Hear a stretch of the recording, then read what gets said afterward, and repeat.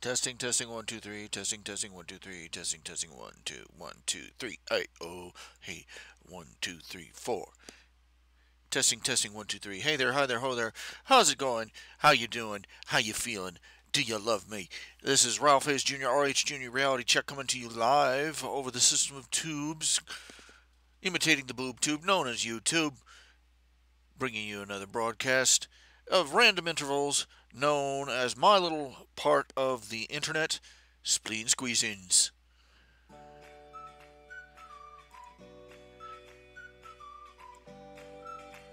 Bop your head in time with the music. All together now. Wonderful, wonderful.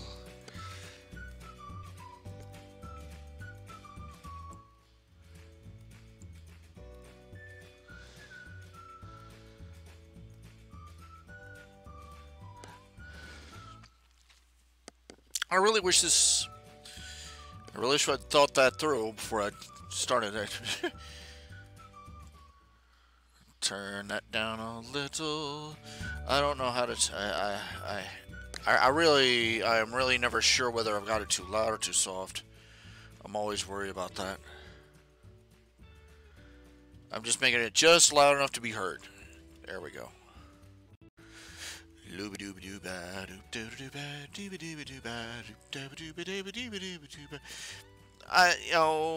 There are all sorts of little programs you can use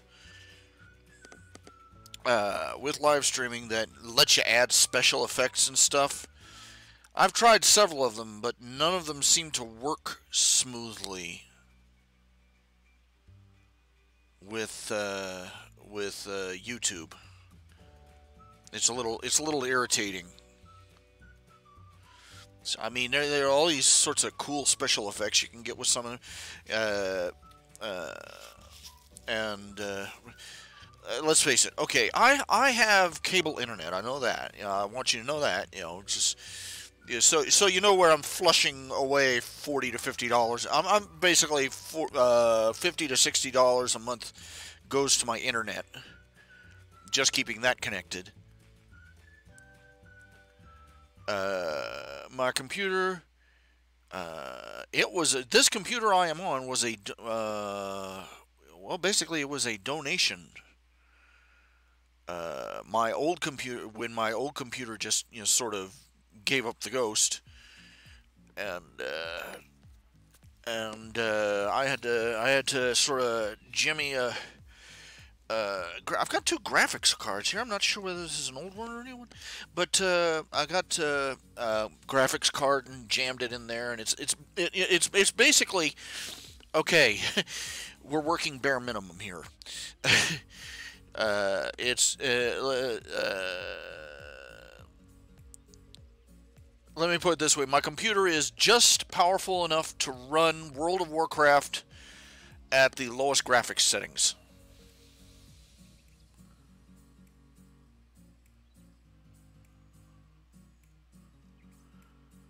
That's how I measure computer performance. Well, let's be honest. It's the only terminology that really matters. Is the terminology that you can understand. I hate it. I hated. So when I first started out on the internet, I tried to look into build your own system. Get all the and I remember looking through all these charts and reading all these statistics and trying to collate them all together and figure out what have I got to spend on this, what have I got, what are all the parts I need, what is the best one I can get, and how much can I afford, and trying to get those all to sort of meet somewhere in the middle someplace, and quite bluntly, it was all indecipherable gibberish. It really was.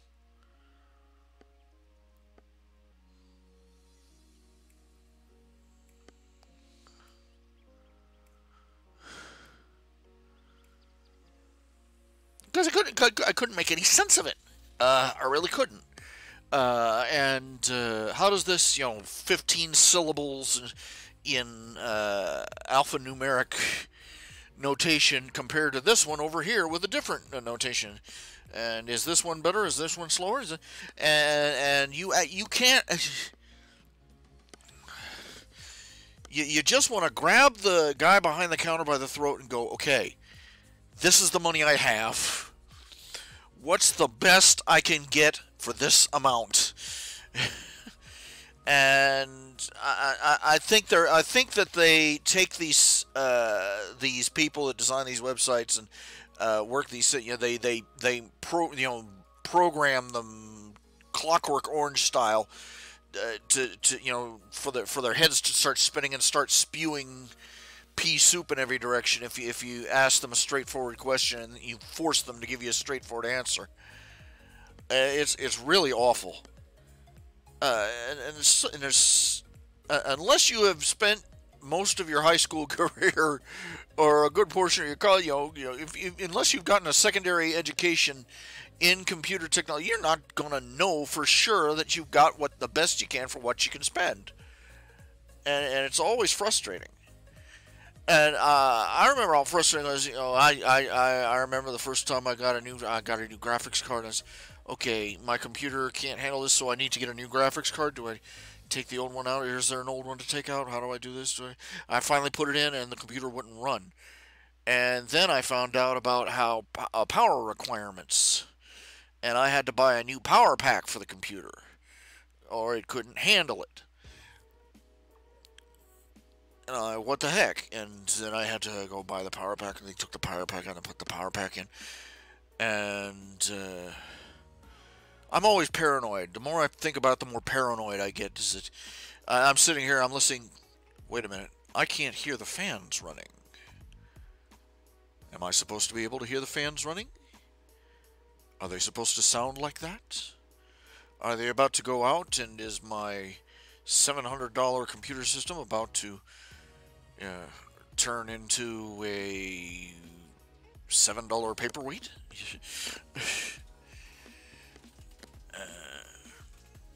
Is it supposed to do that? How is it supposed to do that? Why isn't it supposed to do something else? And, and this is why I've reached a point where I go to I go to like Walmart and go, what do you got? And I still ended up having to put a video card in it. And as it was, this is a fairly old computer, and I had to get a fairly outdated model of graphics cards. You can't even upgrade your computers anymore. It used to be that you go to the store and buy like all the components and put it all together into the new system, and then you sit around with all your other propeller head friends bragging about the system you had. Look at that feed. Look at that feed. The video output is low. YouTube is not receiving enough. What am I supposed to do? Get out and push? I have no idea what I'm supposed to do. I have no idea what I'm supposed to do to increase the video streaming. And it keeps bouncing back for a good, 1 minute ago, stream is healthy. 1 minute before that, bad video output lows. So I'm going to conclude, I'm going to take a wild guess that it's not my fault. Now I want to know what the hell I'm supposed to do. I am on cable internet. I am on cable internet. It should not... I should be downloading and uploading with blinding speed. And yet, YouTube is sitting here choking to death, gagging, need more, What am I supposed to do? Get out a treadmill and start running?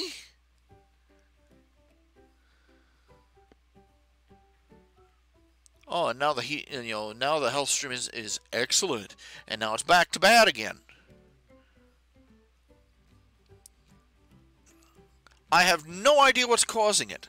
I have no idea how to fix it, and even if I did know how to fix it, I probably don't have the money to do it. In case you haven't figured out, I have right now. I have I sent out my rent. I sent out my I sent out my last IRS payment.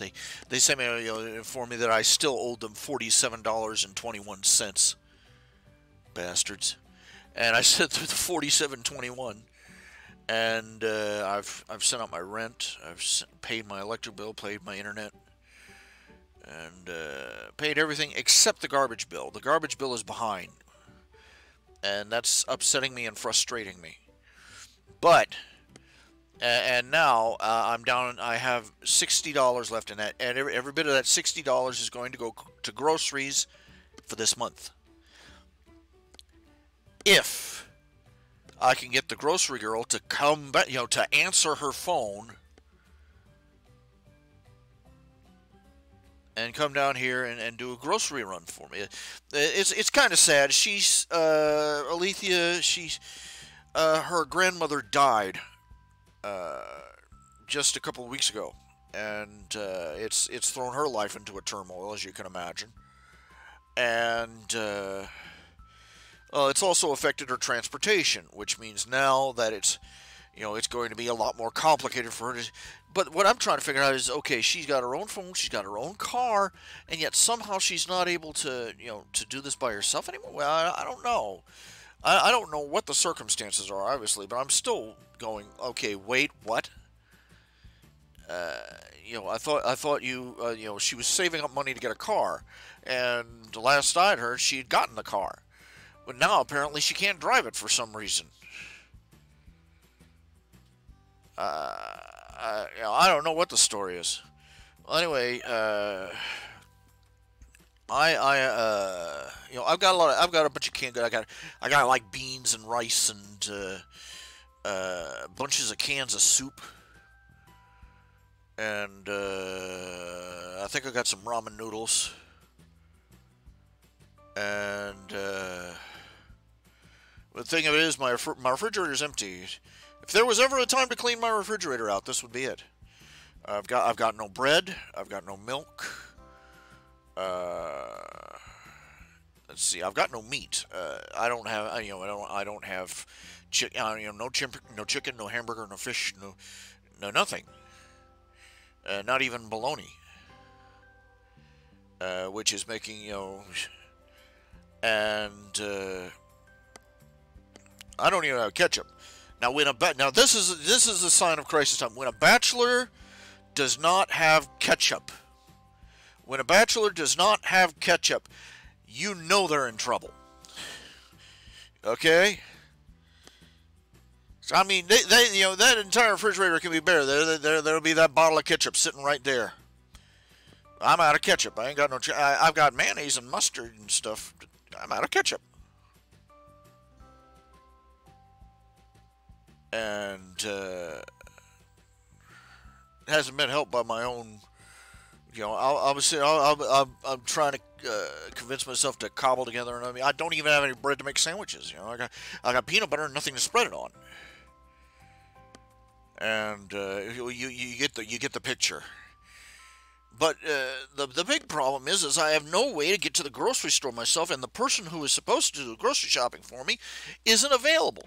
She doesn't even answer her phone. She has her own cell phone, but for some reason she can't answer it. I don't know what kind of household arrangement she comes with. I'm wondering what does she come home and her parents lock up all her possessions or something? I can't, this is like 2018. Don't they have teenagers with that sprout smartphones spontaneously now? But she, I call her and it's like,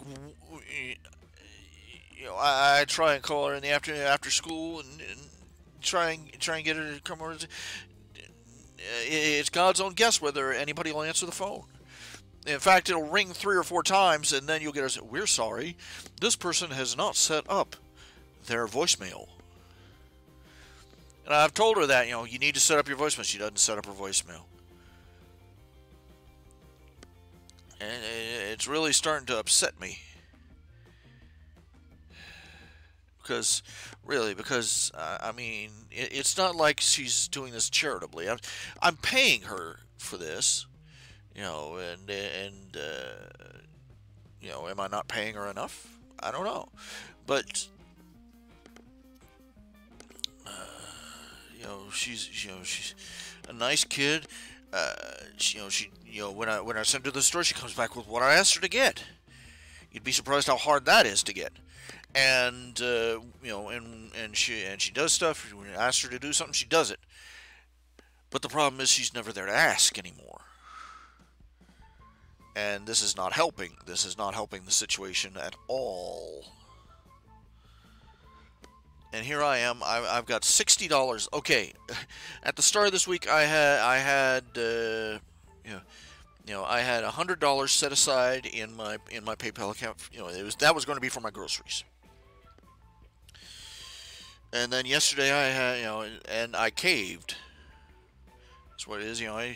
After trying for a couple of days, I've got like 4 cans of.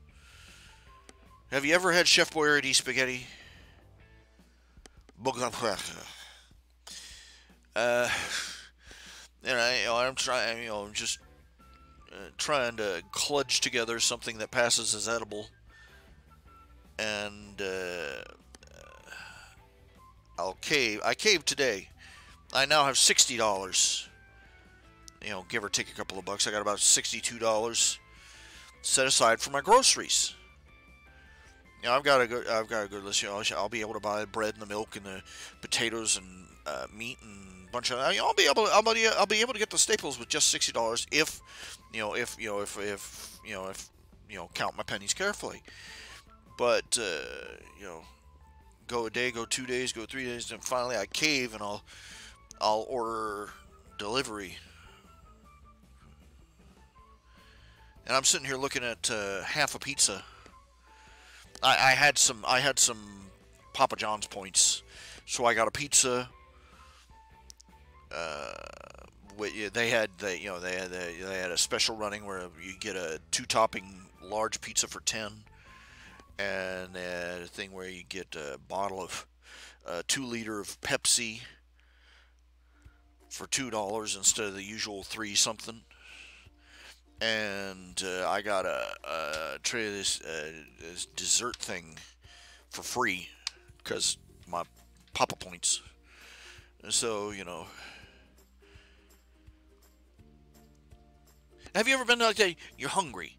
You're so hungry. You're sitting there. You're hungry, and you're stressed, and you're sitting there. You can't do anything about it. Except eat something that will do something horrible to your insides. That's another reason I don't usually cook for myself. I'm very careful about what I cook for myself, because if I try and get by, when I was 20, yeah, I could just slap out the ramen and get by. But there was one stretch where I had a little refrigerator. I was living in an attic apartment. A 1-room attic apartment, and no air conditioning. So you can imagine what it was like in the summer. I had fan going, is sitting in the window, just lying there dying, and I had a little refrigerator, one of those little half-size refrigerators, and it was just large enough, so I could get a few things. And so I got, I only had a couple of bucks that one week, and I bought myself some bread, loaves of bread, and one of these big rectangle logs of chopped ham.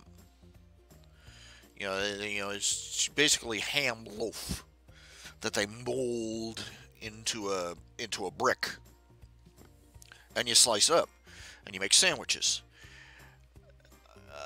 To this day, I can't look at that stuff. I just can't.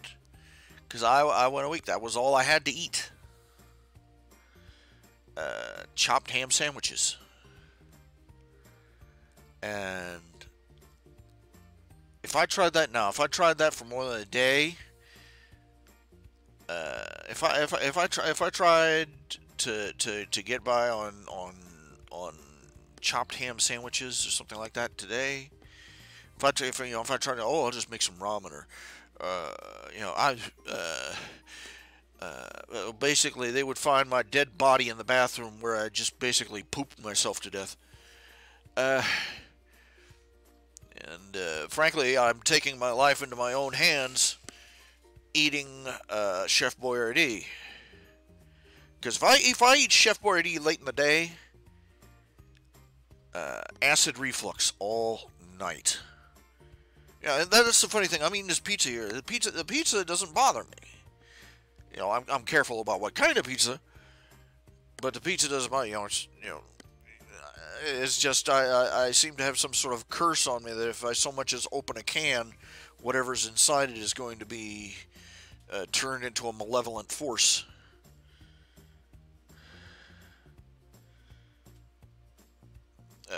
Well, to be frankly, Chef Boyardee. Oh, it's such a sad story, really. Chef Boyardee. Chef Boyardee was an actual person. I was floored when I learned that. He was an Italian chef. He was a blue ribbon chef. Gourmet chef. He came to America, started a restaurant. And, incredible success. People were constantly begging him for his marinara, for his red sauce, and they'd pay a little extra, and he'd send them home with a little pot of the stuff for them to eat at home, and naturally it grew into a canned food company. In fact, up until the day he died, he was in charge of quality control.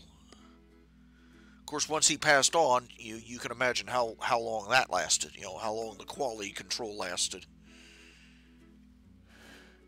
I'd love to know what Chef Boyardee tasted like before the chef himself passed away.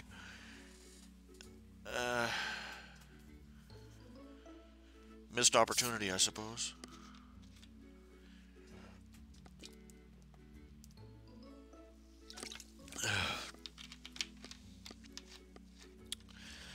It's like I used to be able to go to the Dairy Queen here in town. It's right across from the Walmart. And I'd stop there sometimes for a burger and fries and maybe a sundae. And what gets me is that they have photographs of their yesteryear stuff. They even have the little billboards with the sundaes that they used to serve. You can't get anymore. Oh, I'd like to try one of those tropical pineapple ones sundaes like you got right there. No, we don't serve those anymore. Oh, well, screw you,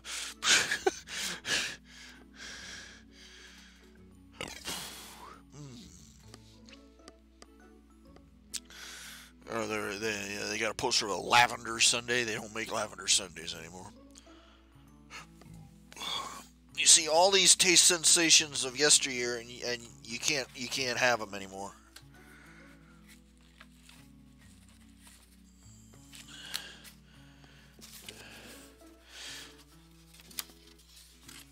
I've talked about this before. Now you've probably seen this on the shelf. Mountain Dew throwback. Mountain Dew throwback and Pepsi throwback and things like that. What it is that those sodas are the ones. They're not you think the sodas are full of sugar. What they're full of is corn syrup.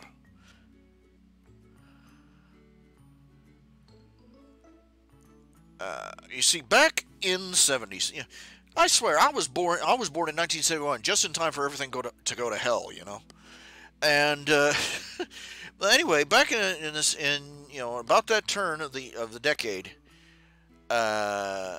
the local the American farming industries, and the ones that were involved in producing sugar, started clamoring for tariffs against foreign sugar.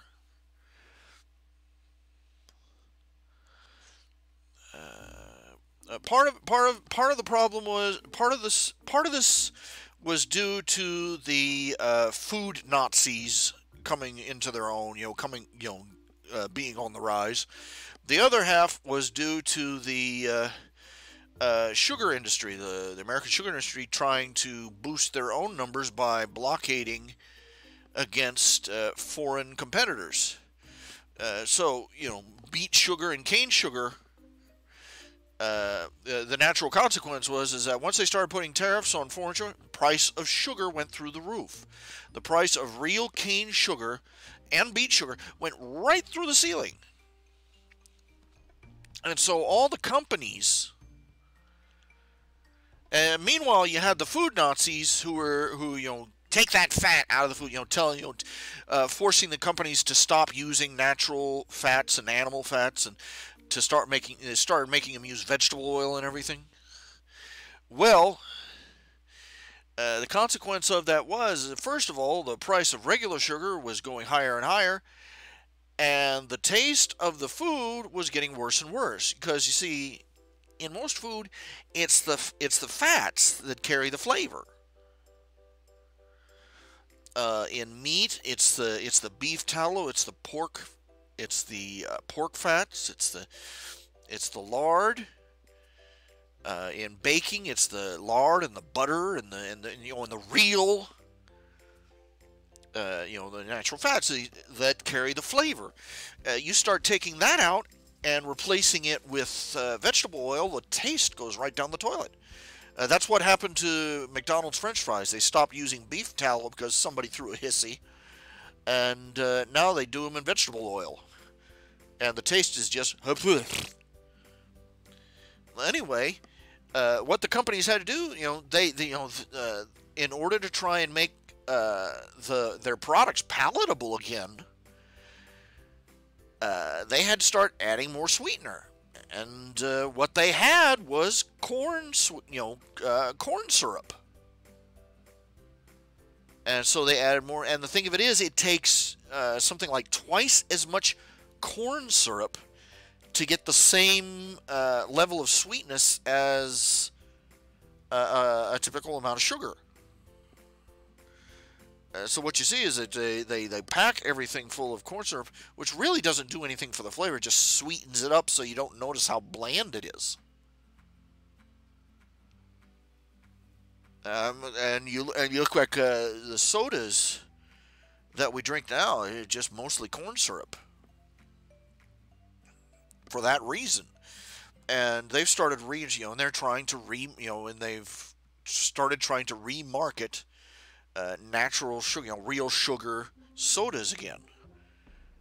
And I've tasted the Mountain Dew Throwback, and I've tasted Coca-Cola, and the flavor is definitely different. It's a lot sharper. It's a lot, it's not so syrupy. It's got an uphill climb. It's got one hell of an uphill climb. Now, and you will note that it is in the 70s when all this happened. It was, at the end of the 60s, the beginning of the 70s, when they started pushing the high fiber, the high, basically they were pushing a high carb, low fat and protein diet. They were trying to push a vegetarian diet, basically. They thought that they were trying to insist that we could live on, that we could all live on wheat flour and vegetables. And surprise, about the time they started doing that is about the time that we started having an obesity epidemic in this country, where the obesity rate started going up. And all the other problems that were associated with obesity started going up. It's a really nasty mess. But getting them to backtrack, to fix everything, to go back and change everything the way it used to be would require getting hundreds and hundreds of people in positions of power, influence, and arrogance to, one, admit they were wrong, and two, go out of their way to fix it. That's not going to happen. Hell, with it, I mean, look at what happened with New Coke. Remember New Coke? That was a $1 billion disaster. How much did the Coca-Cola company lose with it? They tried to change up the recipe. Coca-Cola, a classic for over 100 years. There are countries that are younger than Coca-Cola, and some brilliant monkey decided that the way to compete, in the cola wars was to make Coca-Cola taste more like Pepsi. If people wanted to drink Pepsi, they'll go drink Pepsi. Anyway, congratulations. Nobody liked it. And all the old fans of Coca-Cola, the ones who liked the original recipe, the ones who grew up with the original recipe, boycotted the stuff. And the Coca-Cola company finally caved. But they refused to admit they were wrong. Instead of bringing... They kept this up for about 4 or 5 years before they finally just chucked it in. For about 4 or 5 years, you had New Coke on the shelves, and you had Coca-Cola Classic. Because this is, they were trying to, have their cake and eat it too. They were going to keep right on pimping that new Coca-Cola, and they were not going to admit that they were wrong about changing the recipe. And you don't see no New Coke nowhere no more. This all happened in like the mid 80s and 90s, mid 80s, actually late 80s, 1980s. Most of you listening aren't old enough to remember New Coke. That's hard to remember sometimes, to realize how young some of you guys are. I mean, things I grew up with. Things I grew up with that I'm still getting used to being gone. You've never even seen. And that's kind of freaky to me. There's one college. There's one college every year. I forget whether it's a college or a high school. Actually, college. Every year they publish a list of things. They print out a list of things that they give to the teachers, the professors. A list of things that the incoming freshmen have never seen, never heard, never dealt with. They point out this year's freshmen have never seen an LP. They've never played music on a tape. They've never had a CD player that they carried along with them that was just a bit too large to fit into their jacket pocket. They don't remember the fad where you bought pre-torn jeans. and it just runs down the list. All these simple things that I grew up taking for granted. I figured they'd always be there, or they'd always be culturally relevant, or that people would always remember them. Nuh-uh. And that's a little shocking. It's a little disorienting to realize that these people don't know this stuff. And these kids, and you try and explain something, kid, and the kid looks at you and goes, huh?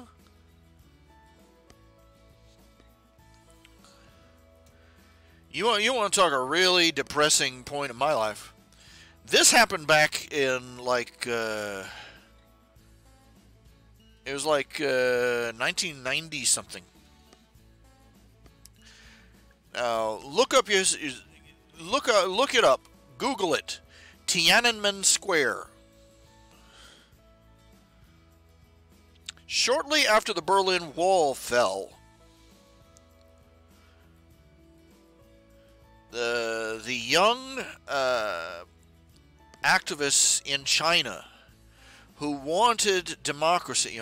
They started a huge protest demanding democracy in Tiananmen Square in China.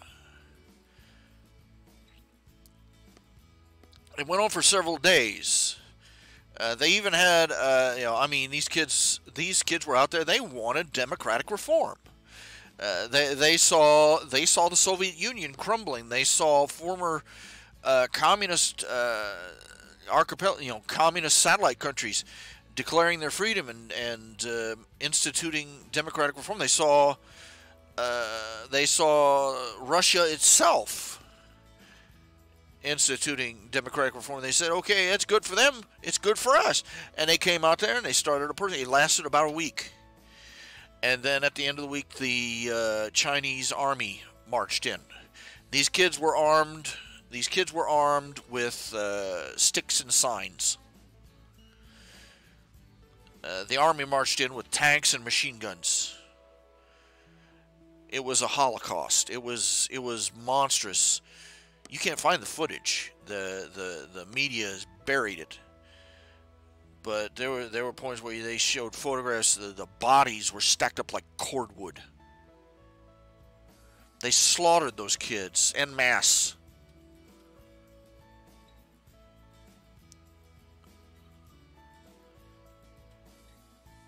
It's just hundreds. The death toll, I don't remember what it was. It was monstrous. And President Bush, first President Bush,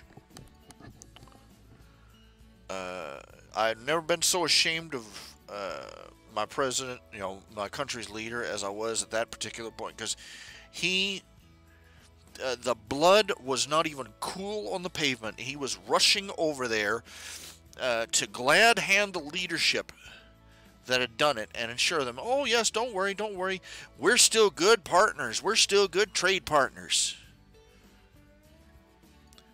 They waded through the blood of those kids to make sure that our trade in cheap plastic crap wasn't threatened.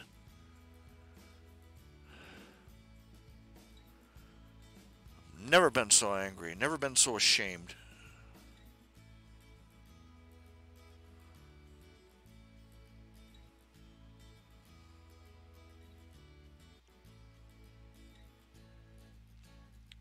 And I was at work one night.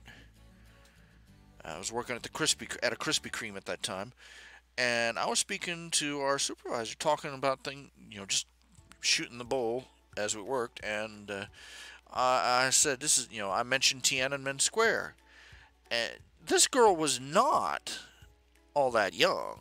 She was in her 20s at least, and she looked at me and she said, "What's Tiananmen Square?"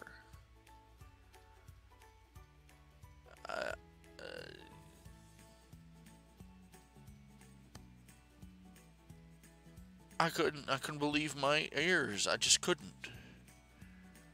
I just could not.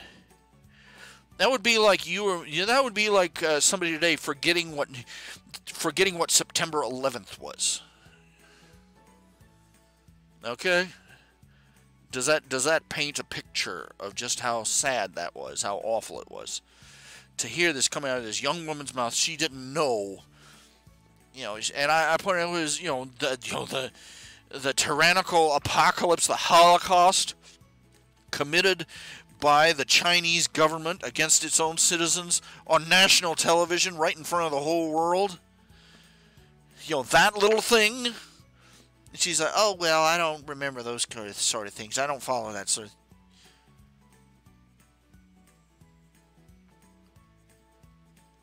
Jonah, move over. Jonah, move over. You're sitting out on that hillside waiting for Nineveh to get its own. I'm ready to climb up on the hill, sit next to you, and hand you a bag of popcorn. I swear. And this was decades ago. I shudder to think. I was so disappointed in that young lady. She's very intelligent, very friendly, very nice young lady. very smart, or at least she seemed to be. But to not know something like that, to be oblivious to it, to be blind to it,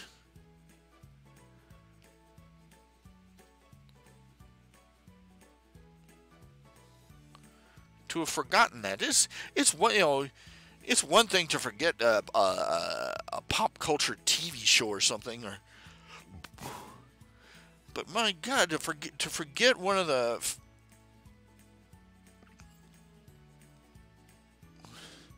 this is why we can't get these young dumb kids to realize that these kids running out there and joining Antifa and all these other things, they're so gullible,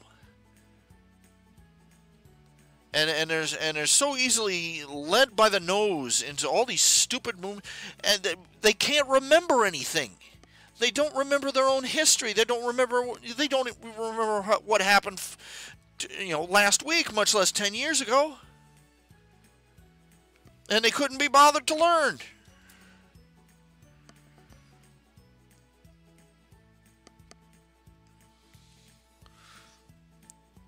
These kids running out there, these pro-communist agitators running out there in the streets. Meanwhile, their parents and grandparents who escaped from communist dictatorships around the world are sitting at home wondering where the hell they went wrong. Ugh.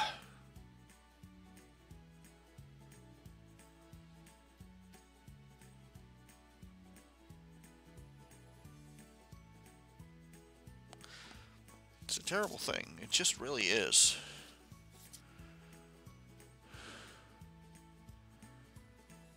They can't. This is why. This is why leftist movements of every stripe, humanist movements of every stripe, these godless organizations, they're so eager to forget the past. There's a reason, the Nazis burned books, not just to suppress dissent, but to erase history, so that nobody would remember. Nobody would go back and look, hey, we've tried this before, it sucked, people died, and it didn't work.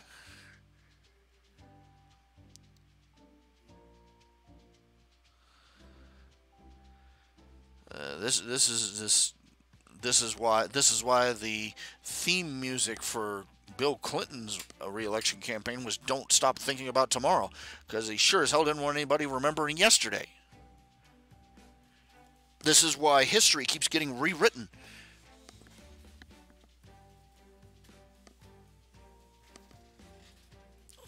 By these same people.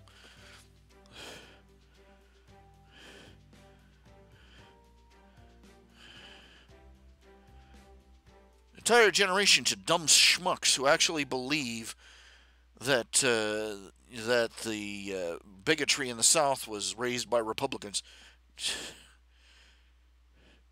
Or they talk about, oh, well, the Democrats and the Republicans switched sides. I'm like, no, they didn't. No, they didn't.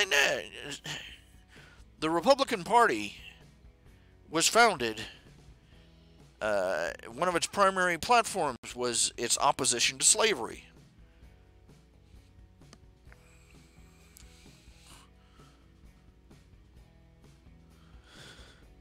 Meanwhile, the Democratic Party helped found the Klan, but somehow they decided at about the 1960s, we all went together and okay, let's switch sides. Musical chairs time. And then around the 1970s, oh, we were just kidding. Let's switch back. What? It's a load of horsepucky. But they'll swallow it because they don't remember, they don't know their own history. They don't even know what happened in their own hometown last week, much less what happened to it 20 years ago. And they'll believe whatever they're told on a Hot Topic channel.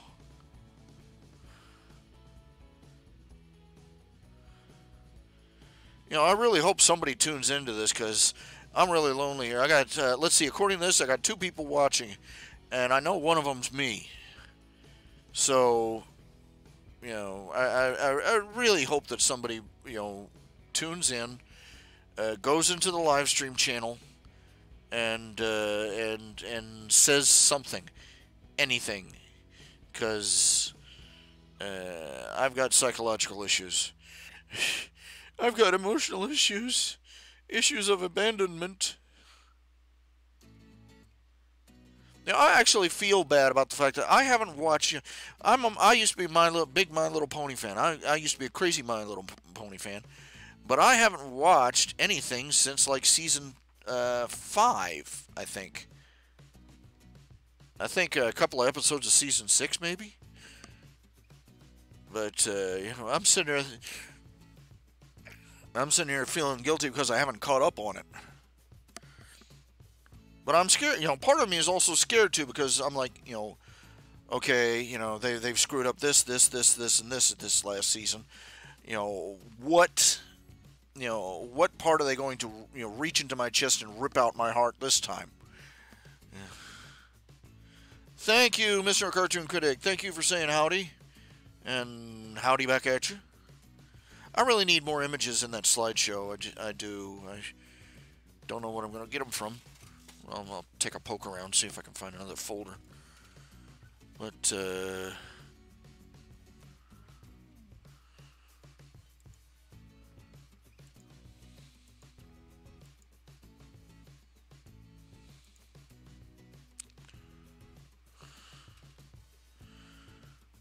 let's see.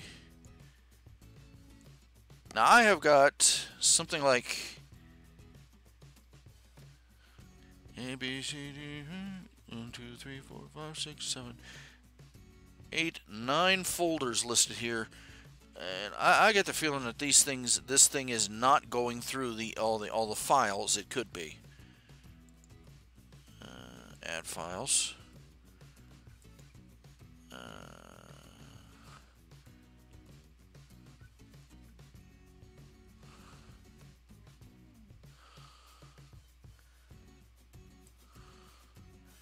No, it is. It just goes through them so quickly, and I'm flapping my yap so long. There's really not that much files left. Let's see, commission.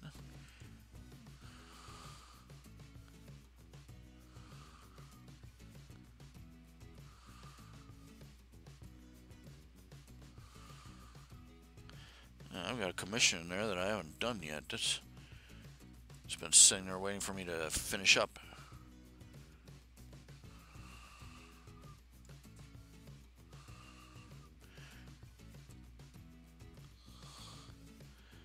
My fan art. My stories. It's a new website.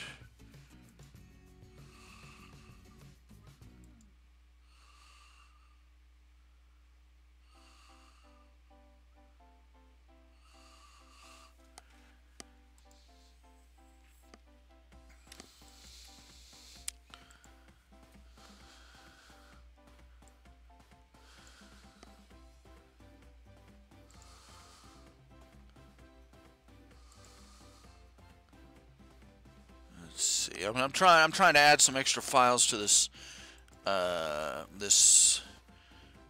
slideshow just for some variety here, because really,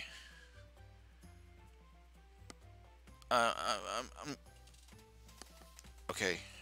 I'm looking at all my stuff, and I'm going through my files, and everywhere I'm seeing little reminders of things that I have got to do that are overdue, that I have yet to start doing, and I'm going, shut up, you subconscious, shut up now.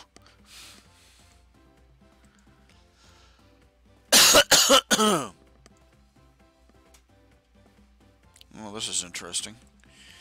One of the things is that I tried to use a file cleanup system, and I've got 2 different RHJunior DVD files.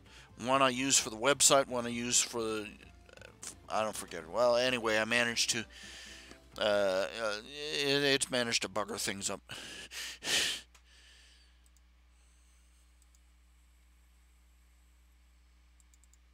Come on, there's got to be strips in it. Page images, buttons, pinups. It's not showing any of this. It's okay, strips. Okay, let's. Oh yeah, that's right. It's set on.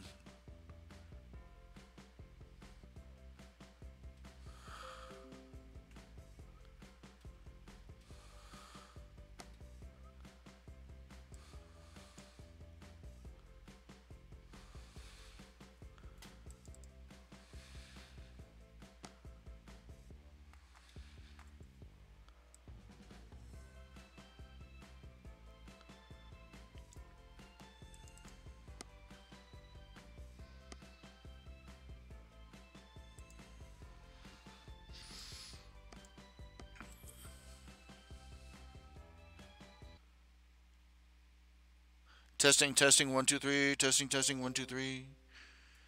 Testing, testing, 1, 2, 3. Stupid piece of crap.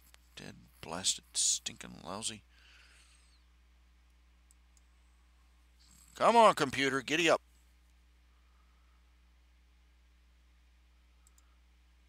Houston, we are having some problems.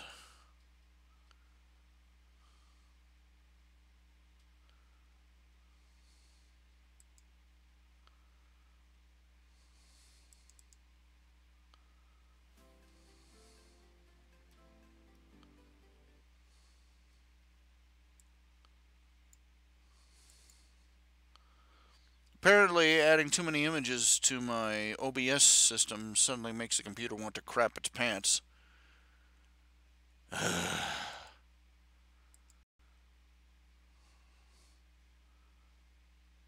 come on, computer.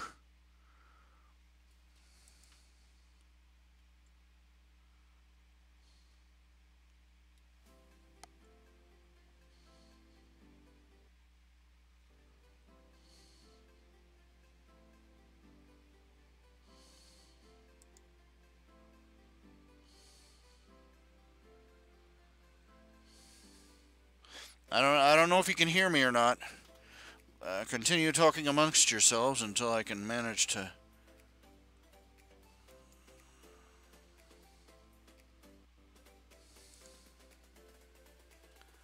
Come on, computer, giddy up, giddy up, giddy up, up, up.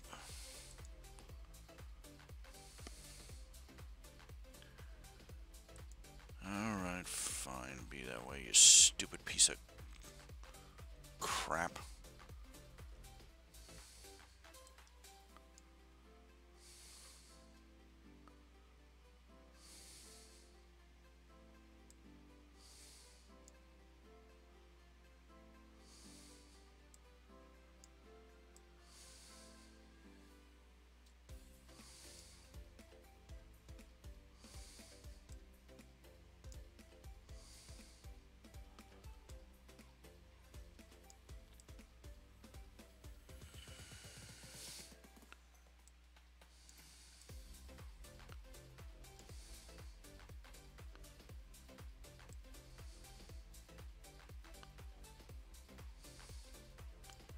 The cropping control went out of control. I don't know what I was supposed to do. Okay, let's see here. Live streaming.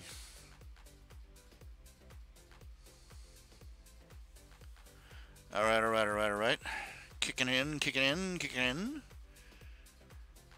Alright.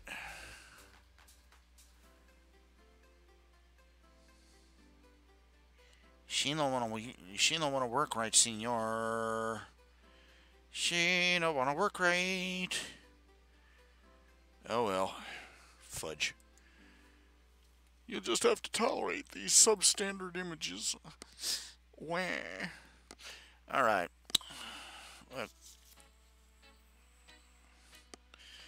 I just wrote a couple of ideas, things down to talk about. Okay. Okay, now. Have you ever heard people, a lot of the people social. I really need to find another term for these people other than social justice warriors. People have started calling them NPCs. Look that up, the NPC meme. That one in particular seems to be driving them nuts, which is one thing in its favor.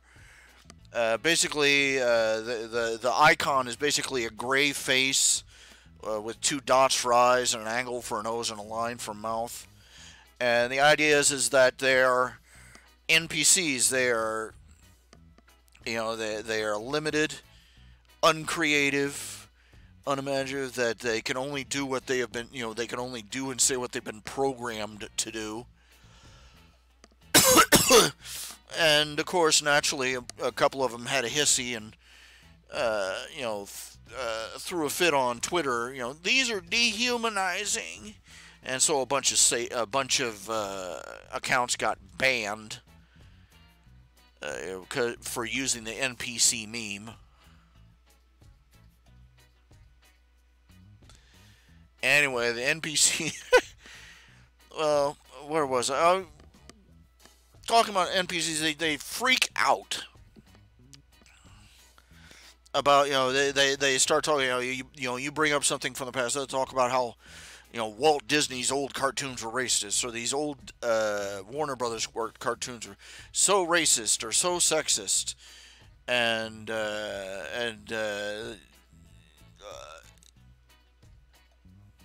it's gotten so bad that even the guy on the Daily News is saying, "Oh, for crying out loud, shut up!" He made a good point. Getting all over these people because they're not woke. Getting all over the people, the column in particularly was addressing was one that was criticizing how misogynist and patriarchal the Breakfast Club was.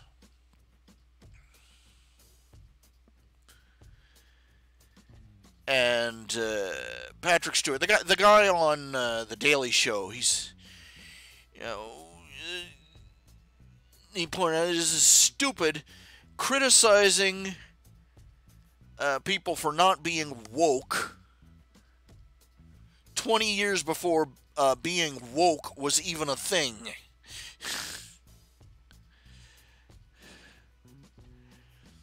Yeah, this is a fairly good point, but it strikes me that this isn't the this isn't the acknowledgement of sanity that it seems to be.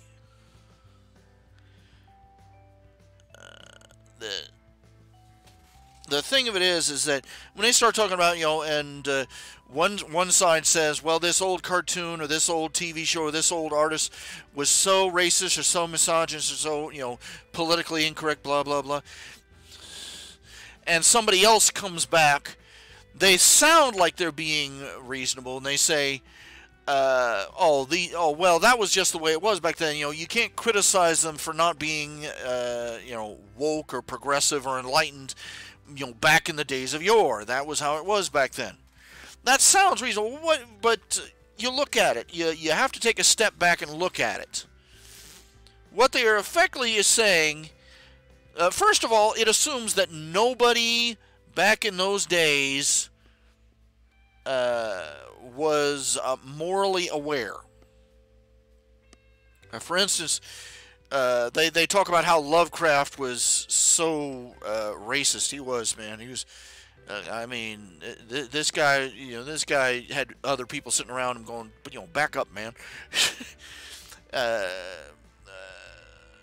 Lovecraft was very misogynist. He was very racist. And he was xenophobic, literally, in the literal sense of the word. Being around foreign people triggered his phobia. Anyway, he, and it showed in his writings, big time. And a lot of people started coming forward and saying, we should criticize, let's criticize these horror stories, these Lovecraft stories, because he was such racist and bigot, and other people came forward and said, that was just the way it was back then. Just let it slide. And I'm like, that's no concession. That's no concession to sanity.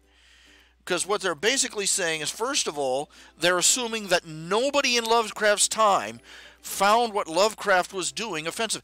I hate to break it to y'all, but the war for the genuine war for civil rights and for justice and for equality did not begin and end in the 60s. Okay? You like to talk about how it didn't end back in the 60s. It didn't begin there either. The world wasn't waiting for your generation to be born and then everybody suddenly became woke. Okay. There were people back in Lovecraft's time who criticized Lovecraft for his racial views. They couldn't make as much of a noise because they didn't have the electronic media like we do today.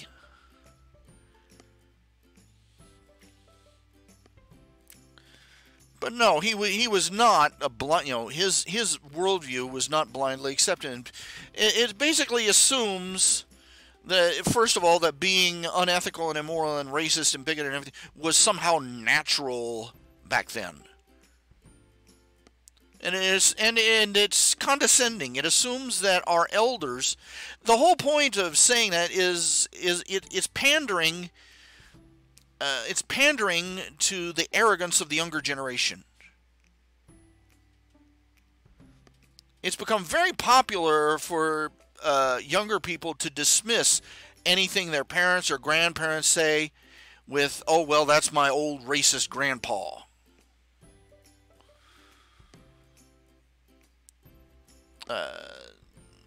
That's just the way they were back then. It's just an indirect route for patting yourself on the back for being pop trendy ethical,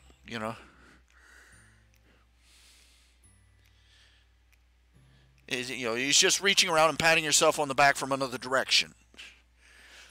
Boy, aren't I wonderful for, not being born back in that era. Pat yourself on the back.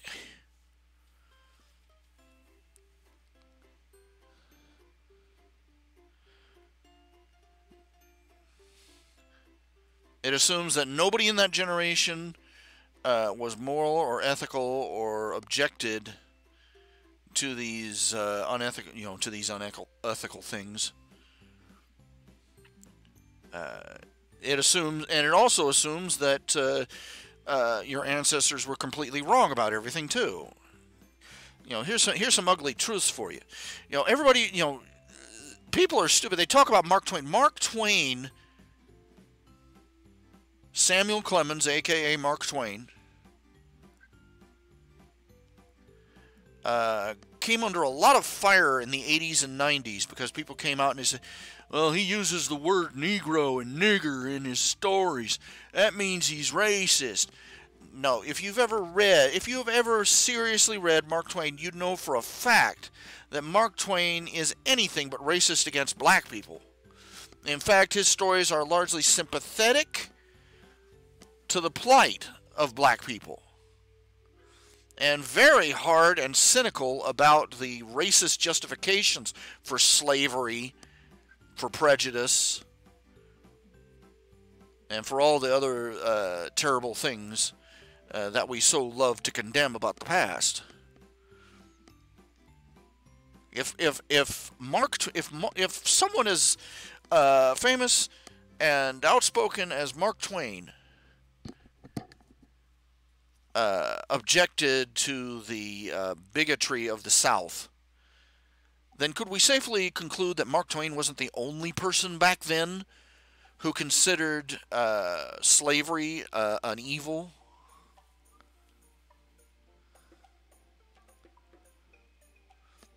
And here's another thing that people don't like to me. He actually had to live with all the races and tribes and peoples that the modern generation likes to glamorize. He was anything but enamored with the noble savage image of the American Indian. Let's put it that way.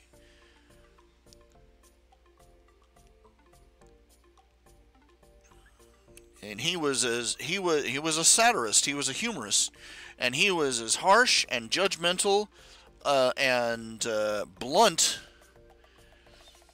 in stating just how screwed up the Indians were, the Native Americans. For those who wish to be picky, he was he laid it on the line. Because he lived around these tribes. He knew for a fact these weren't noble savages. These, noble tribes, last of the Mohicans bullshit. He was, he had to live with some of the shenanigans they got up to. These, this was one of the hazards of his life. But somehow, the opinion of somebody who actually had to live in that day and age counts for nothing. Because he isn't, because he doesn't mind all his P's and Q's according to the social justice warrior ethic list that has been written out by progressives of the modern era. How dare you say that the Indians were savages? Because they were savages.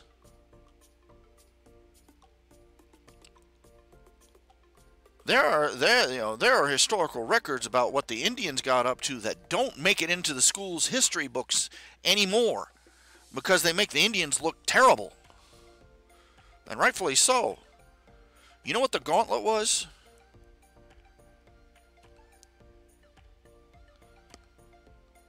One of the things the native tribes in the Ohio Valley used to is if they would kill people this way, the tribe would line up in 2 rows,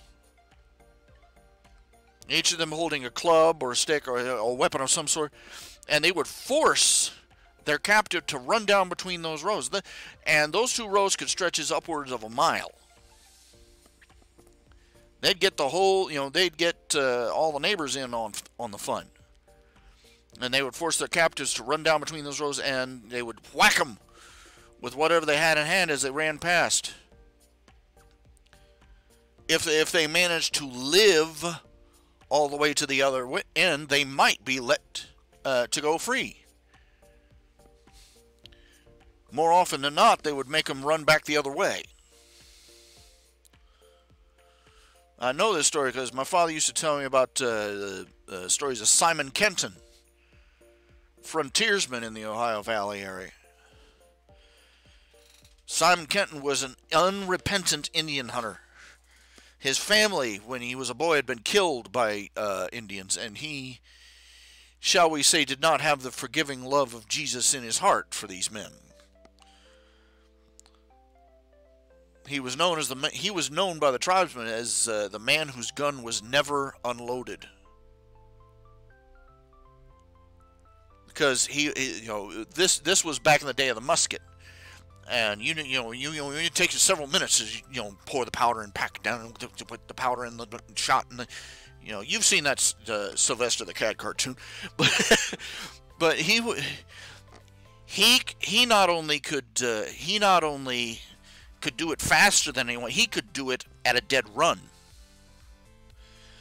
He would fire a shot, and he would start running. And he would load his gun as he ran, then stop, turn, and fire. And he killed countless numbers of Indians that way because he'd just catch them dead by surprise. Literally. He got caught several times. They made him run the gauntlet 3 times on one occasion. The 3rd time he made it through all 3 times and escaped. Of course, the reason he got through the 3rd time is because when they started him running through, they made him run through naked. He grabbed the first Indian in the row, threw the guy over his back, and used him as a human shield to run through the rows. None of the other Indians could catch him. They were literally laughing too hard to keep up.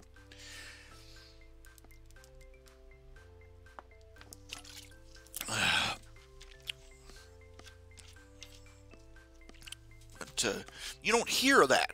You don't hear just about what savage bastards the native tribes of the American Indians actually were. They were every bit as sadistic and vicious and evil as any other group of people on the face of the earth. And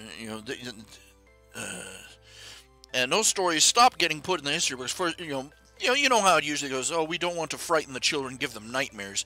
So a little bit more of history gets sponged away.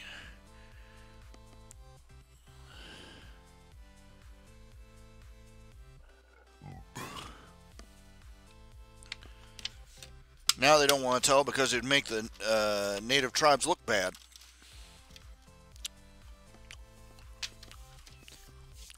Yeah, it was terrible that they lost their land to the European settlers. But let's consider the fact that they were killing each other over land on this continent for 1,000 years before the first white man ever set foot here. When some tribesman of the Sioux or the Cherokee or whoever comes up to you and says, this land was our sacred burial ground, and just give them a big old can of shut the hell up. Because they got that land the same way that the Europeans got it from them. One tribe driving the next one out.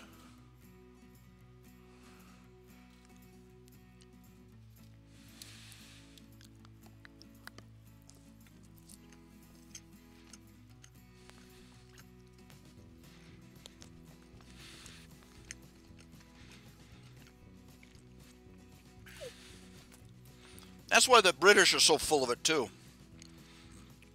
England has persevered for over 1,000 years. No, England has not persevered for over 1,000 years.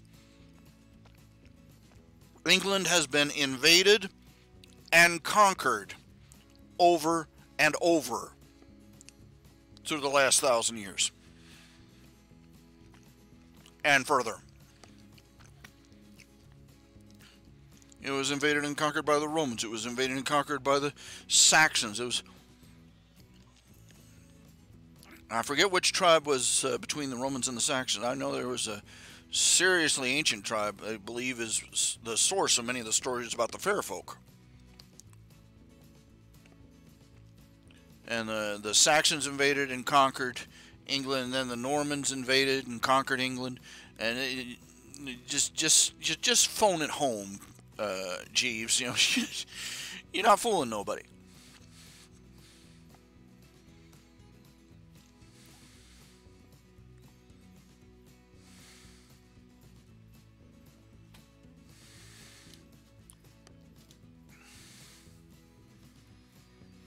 Now, I saw an article in Facebook today. It was basically a general one deriding the choice of Colorado made to legalize marijuana. And we see the negative results now. And they started listing off all these stats. And, I'm no genius, okay? I'm no statistician. I'm no mathematician. I'm no Ishin of any sort. But even I could smell the stink. Okay? The first thing is, vehicular homicides involving marijuana have gone up 150%. Okay, you'll notice, first of all, little hint, involving marijuana.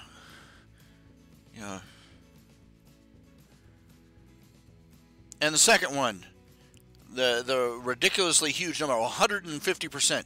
Let's put it this way. If they had one traffic accident from somebody smoking a joint, one lethal traffic accident from somebody smoking a joint and driving, and next year they had 3, that's 150% gain.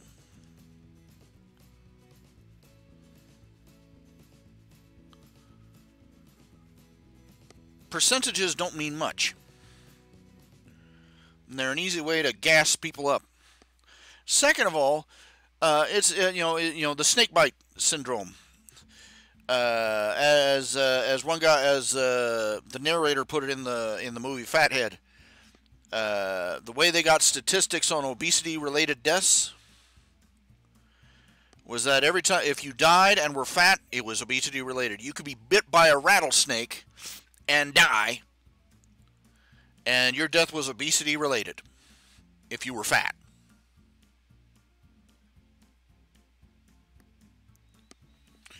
And that's just a marijuana-related vehicular homicides. Marijuana, yeah, huh? So I'm guessing some guy smoked a joint, drank about 2 6-packs, smoked a joint, got in a car and had a traffic accident. And, oh my gosh, it was drug-related. Or bad yet, he smoked a doobie, wasn't impaired at all, and got hit by a train. I expect these people to pull these games. I used to be adamantly anti-drug. Okay, I'm a Christian, a born-again Baptist, Bible-believing Christian, and I used to be adamantly, just say no, dare not to use drugs, all that other crap. Then I started looking it over and started seeing that there are serious moral, ethical, legal, and religious problems with government-enforced abstinence.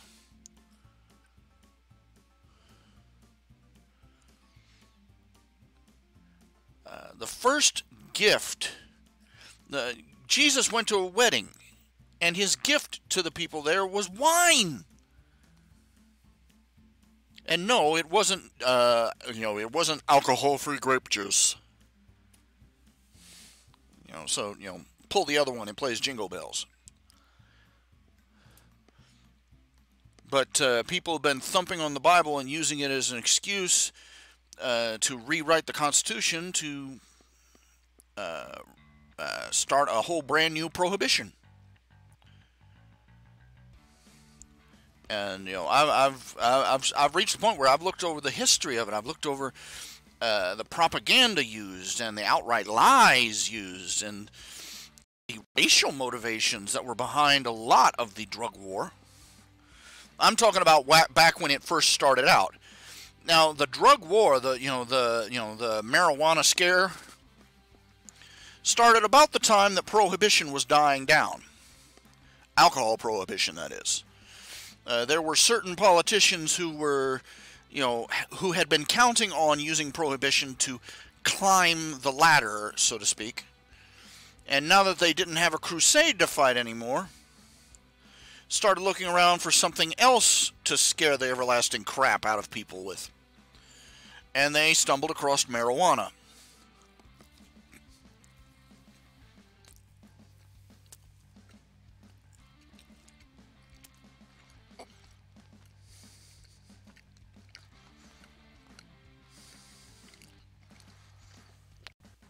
Yeah, well, the problem is God didn't ban that plant. He banned a fruit, for one thing. And for another, it wasn't a marijuana plant. Do marijuana plants grow fruits? I'm sure technically they do, just to be annoying. That's not a fruit, it's a vegetable. Oh, hush.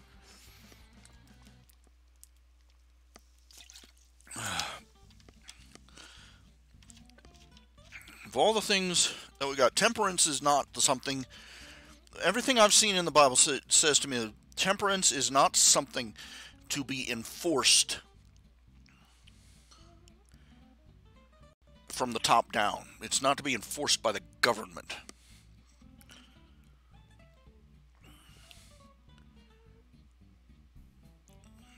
Immoral behavior that harms other people, that's something that should be dealt with by the law.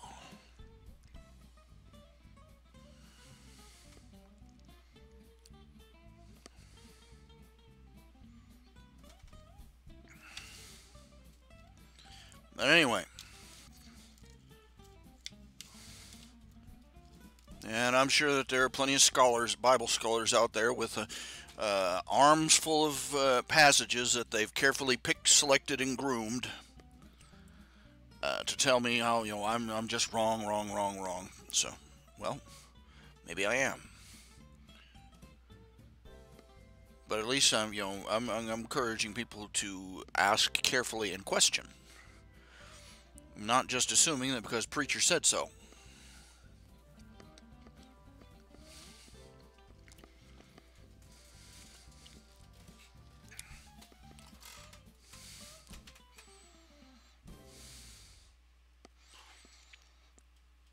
But moving along, I've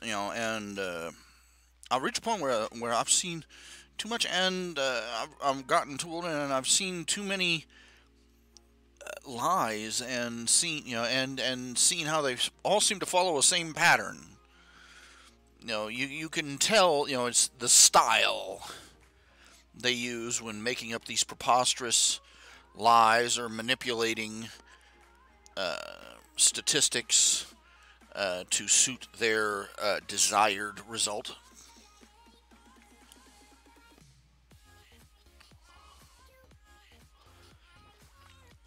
I'm not educated enough to spell it out in specific terms of logical fallacies and so on and so forth. But I can recognize the look and feel of something being screwed with. And I've learned to trust my instincts on that regard.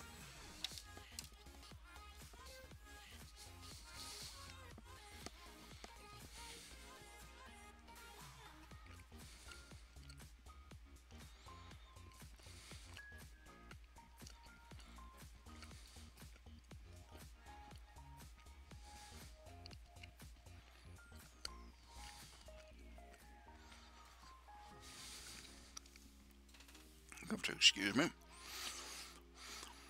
Moving on, I really didn't have very many topics to think about.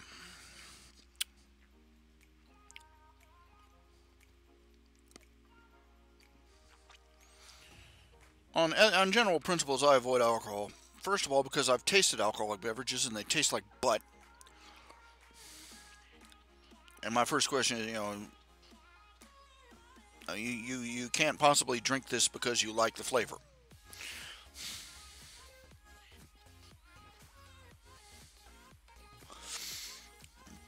And second of all, because there are alcoholics in my family tree, and I believe myself to have an addictive personality.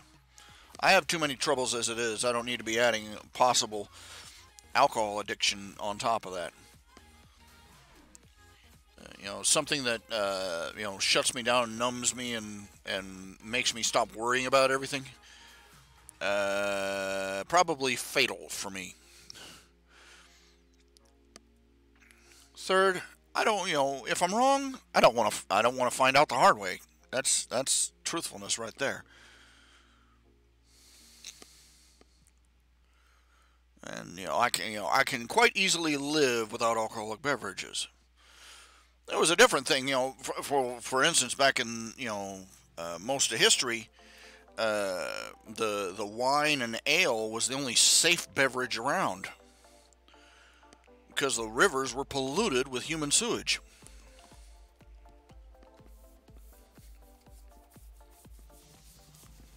So there you had it,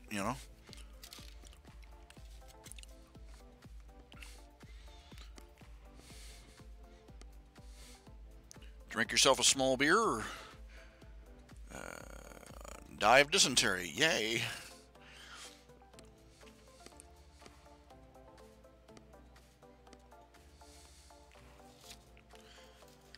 Oh my, oh my, oh my, oh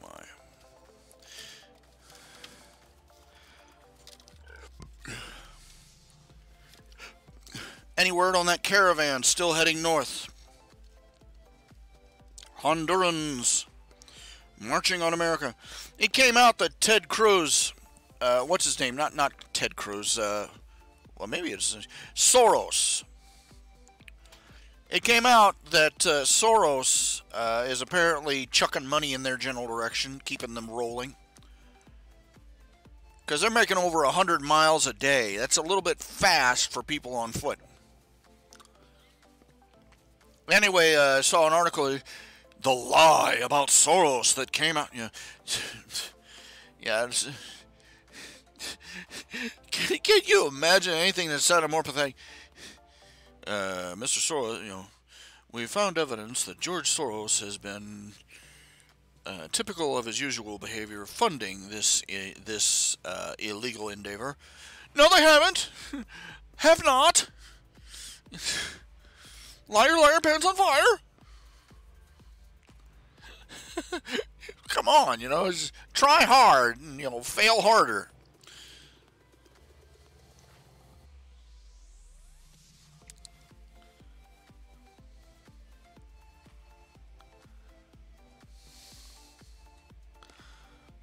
Well, now, let's see here.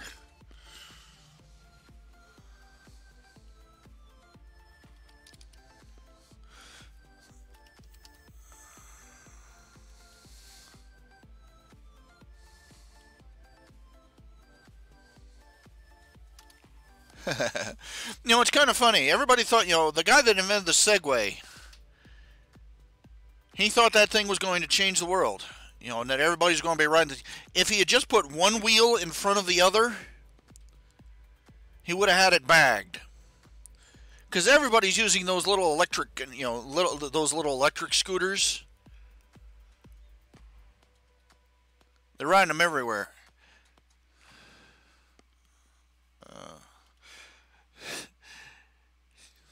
He was so close, yet not quite, Oh, a friend of mine, Daniel Meyer, for Halloween, he sent me a box from Small Town Table. Smalltowntable.com. .com. Everything is .com. Well, anyway, Small Town Table. I'm going to look at see what else they have. He sent me a box of snacks. And I've already eaten them all.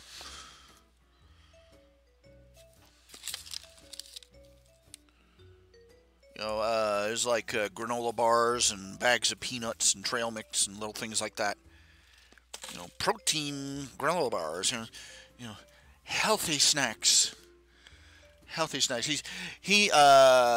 Daniel, he had to get on something of a pretty serious health kick a couple of years ago. About a year or so ago, his bosses and their HMO were screwing him and his wife over. They're still being screwed over. They basically expect him to have body mass index of somebody about 20 years old. And he has been hardcore dieting and exercising, and he is seriously slimmed down. I kid you not. He's looking healthy.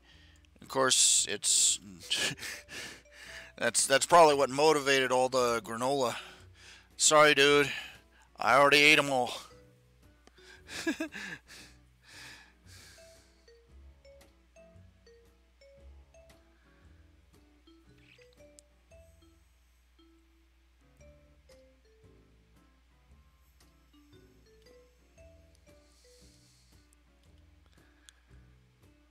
Anyway, it was tasty. I was trying to compensate for the fact that I don't have anything in the fridge at the moment to fix any meals. Yeah. Back when I was running the as the irony of it is I ran that GoFundMe campaign to pay off those taxes and back rent, that huge debt I had, and it did. The problem is that it sort of shot my monthly income all over the map, and just about the time that they came in and said, okay, we need to review your food stamp card, and by the time I got everything collated together, the food stamps had lapsed. And I decided, okay, I'm going to see if I can do without the food stamp card for a couple of months at least. Just try and you know get a little you know I'll be honest, self-esteem issues there. And currently I'm sitting here. I've got $50, $60, which is going to be my grocery fund for this month. I can't seem to get a hold of the girl that does my grocery runs for me, and I've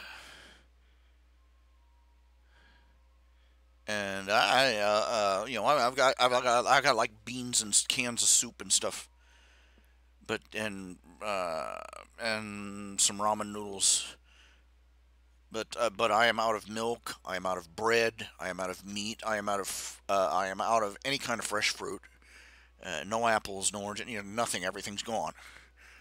I have a bowl of I have some condiments, a bowl of margarine, and some pancake batter in the fridge, and that is it. I have some bags of French fries up in the freezer, and that's it there. And it's making meal planning a little bit painful, to say the least. And it's been my situation for the past several days, for the past week. And I've never been. And Alethea, once she's like I said, she lost her grandmother recently, and that's made it even worse than before. Her transportation is messed up. I don't know what the story is. I thought last I'd heard she had bought a vehicle. Alethea had, but apparently she can't drive it yet for some reason. I don't know what the full story is, but anyway, and and as usual, she's not answering her cell phone, which is driving me up a freaking wall. And I'm so I've got no groceries, and the consequences is I've been trying to get by on try and force myself. Okay, that's it. I'm not going to do anything. I'm just going to be I'm going to be ascetic. I'll mix up some beans and rice or something. Or I'll cook this can of Chef Boyardee spaghetti, and I've got like 4 cans of Chef Boyardee spaghetti. That was supposed to be Chef Boyardee ravioli. But long story short, anyway, and and by within a day or two, I cave uh, uh, and phone something in. That's the only way. If she never comes back, that's the only way I'm going to be able to get food in this house, because there is no service in this area that delivers groceries. None. I've checked all sorts of companies online. We deliver groceries. We'll pick up. We'll do your grocery shopping for you. We'll do this for you. We'll do errands for you. We'll run this. We'll this. But I put in my zip code. We don't have. Sorry, we don't have a service like that in your area. Both Walmart and Kroger's and every other grocery store chain in this area is supposed to have grocery delivery, except in this area. There, I don't know what it is. I'm starting to think that the people in City Hall made us deal with Satan or something, because nobody except the pizza guys deliver.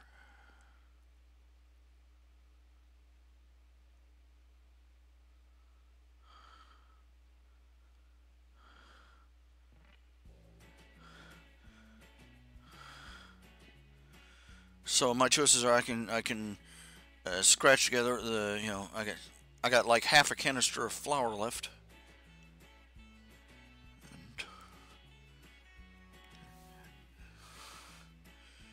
And I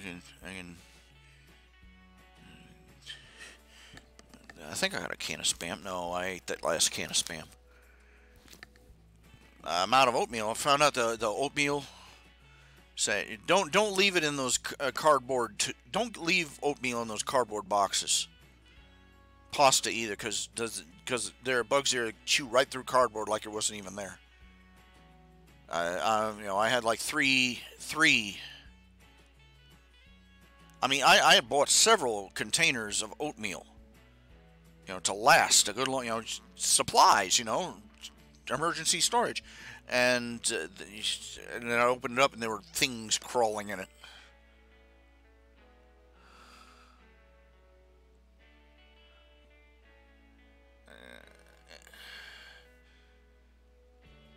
And well, you get my point.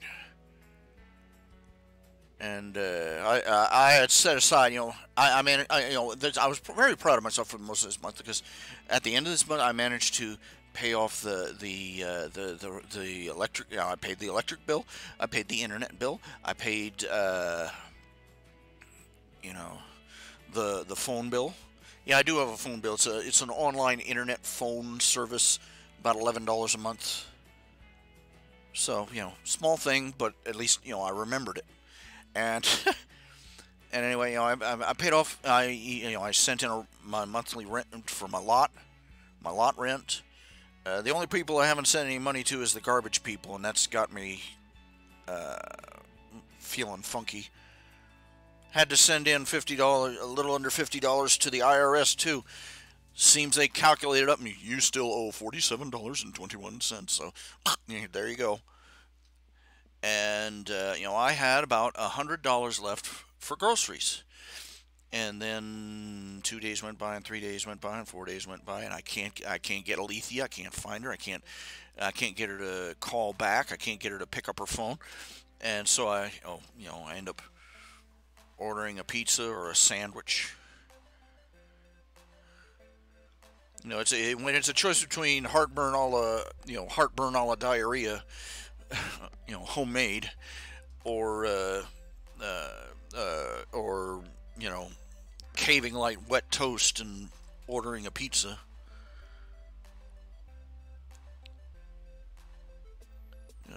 I'm online working the coupons. Trust me on that one. But still, it doesn't sound like much. It doesn't sound like much.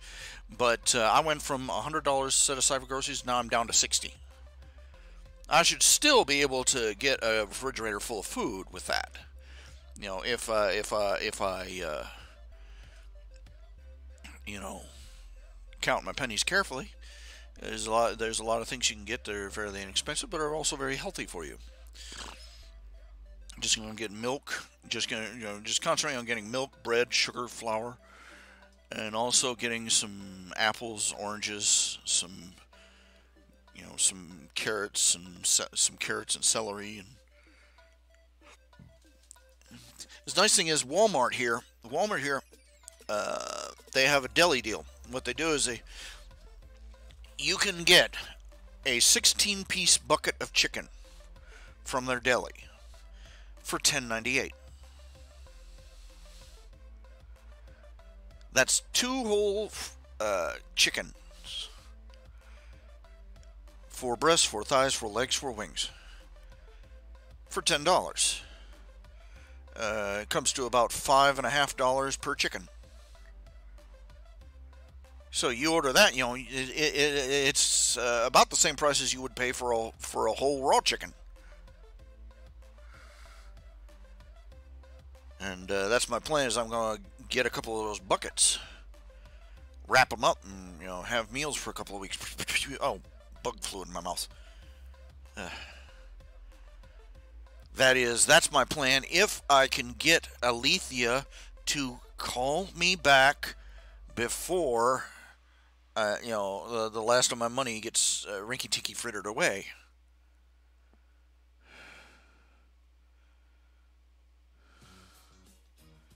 Now I'm feeling guilty because when I was younger I could run all day on ramen. Know what I'm saying? Today, no.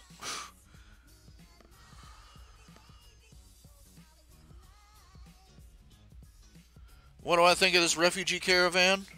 I think that we should, lock the doors, lock the gates, have the soldiers waiting with guns. The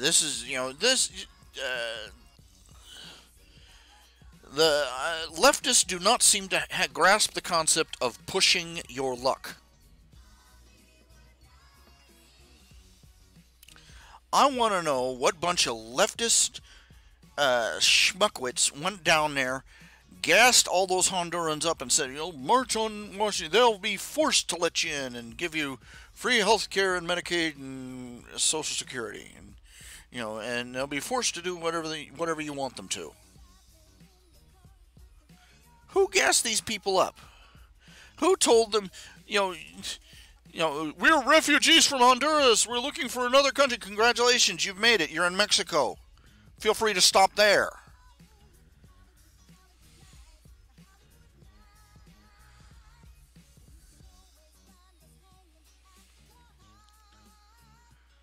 Yeah, nobody wants to admit it. Leftism is very female motivated. Yeah. Ben Shakar is making a statement. If only the left could think with something beside their ovaries. And you can almost hear the feminists of every stripe throwing a fit at that. But let's face it, leftism is a very female-oriented concept. It goes all the way back to basic humanity. The male goes out, makes risks, drags home the kill. The woman stays at home, averts all possible risk, and tries to make sure that she and the kids are cared for. The usual method for doing that was to marry the best provider. But in a society, what leftist females try to do is that they try to leverage it so that the state becomes their new husband, providing for all their needs.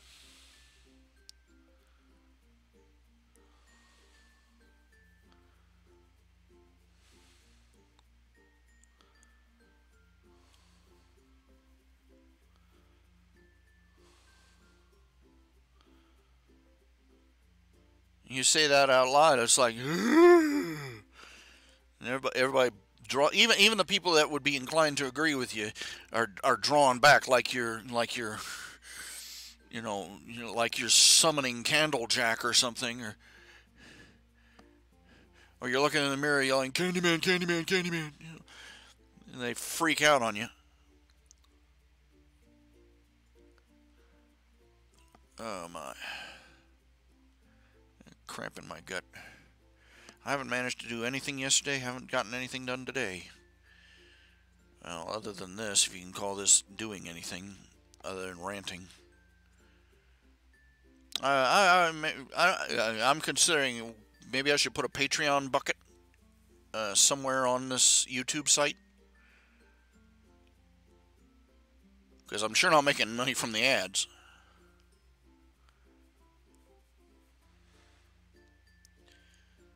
I'm not consistently political enough to get support from people. Let's support the political activists. And I'm not, I'm not religious. I'm not overtly religious enough to get people doing. Let's support the religious, outspoken Christian guy. And I don't do art enough for people to go. Let's watch this guy draw pictures. No, I'm just. This is just me randomly rambling.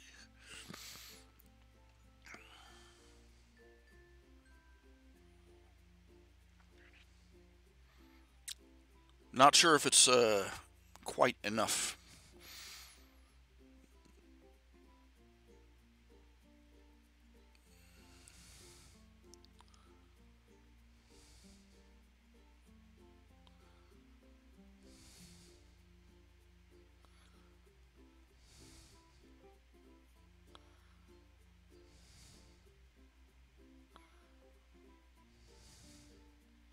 But anyway, they.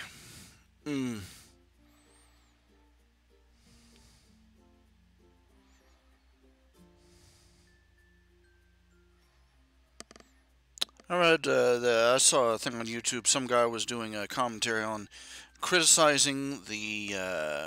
He's saying that too few people critique the Jedi Order on its philosophies, and I was like, that sounds interesting. Yeah, I would agree with that. Very few people stop and question, And I turned on, and he was going on about how the Jedi Order was, male patriarchy and misogynist and male patriarchy and white male supremacy, and I'm like, what? What? And all these male soldiers running around with a glowing phallus symbol. Oh, shut up. Click.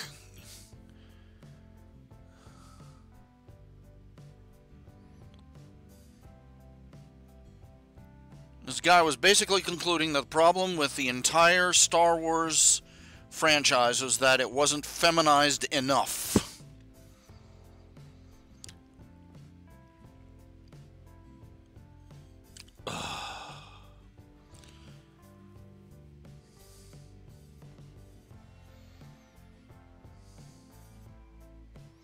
What you gonna do, huh?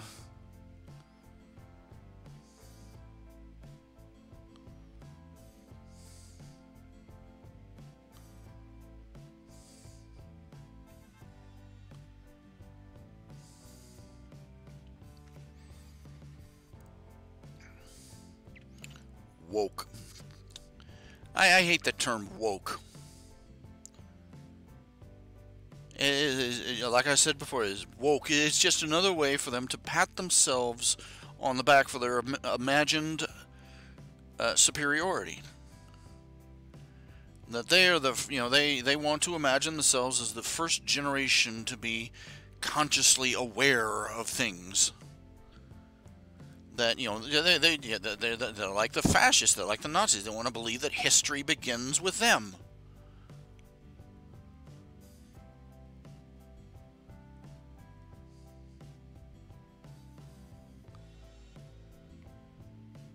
Now, this is why they're doing.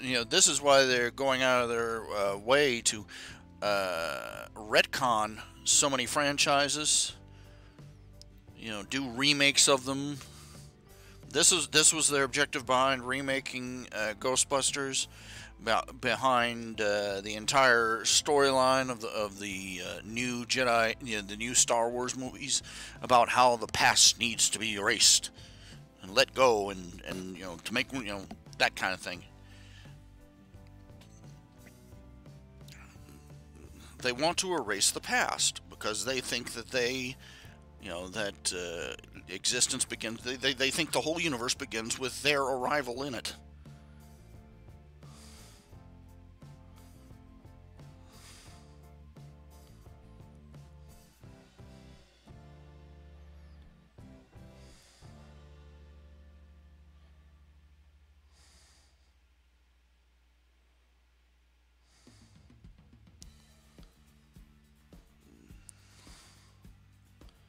I have no idea what it is. I have no idea. I could only plead to God for answers on this question. What do you do? What do you do with people like that? How do you get through them? What is it that take? This is the question for the ages. What is it? What is it that is necessary? What is it that would work to get through to people like this? And it seems like there's no real one answer for everyone. That's the question. Is the road to Damascus moment for one group of people is it just flies over the head of the next.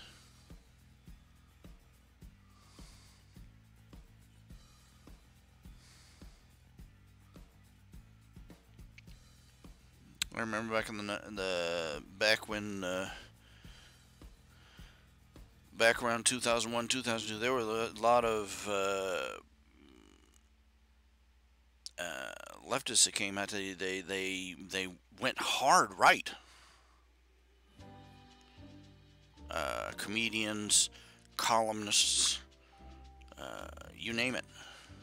People in the industry, in the entertainment and mass media industry, and the mass media objected immediately, but one guy said for him, he saw on TV as the Twin Towers went down. And he was horrified, and he was outraged, and he was infuriated. And he tried to talk to some of his friends, some of his leftist Beverly Hills friends, and they're like, well, America deserved it. And he was utterly stunned at their responses, at their attitude that humanity, that America deserved what happened to it.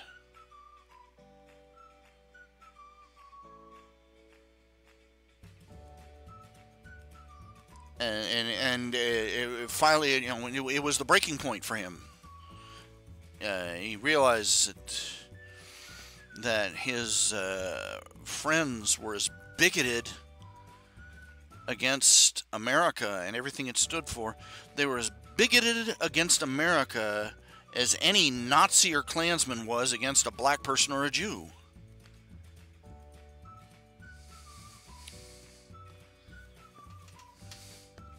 And it was a wake-up moment. For so many people, September 11th was a wake-up moment.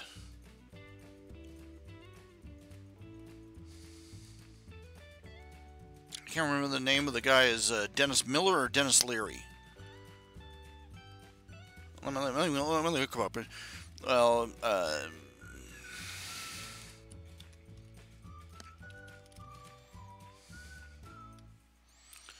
Dennis Miller.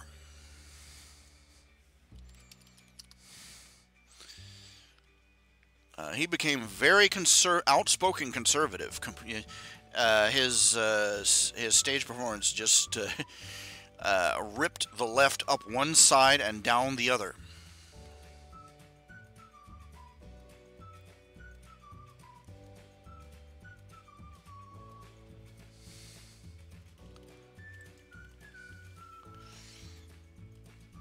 And again, this was another example. He said,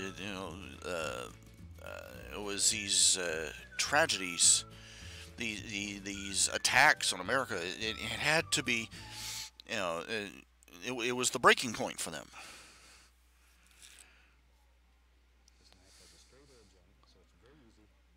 I've come to the conclusion that two things. Most people, I think everybody needs.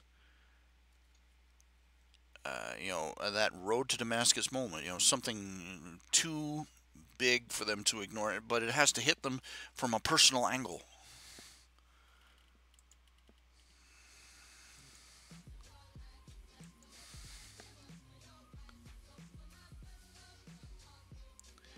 And secondly, I think that the left, in their delusions, they have lost a grasp. They have no grasp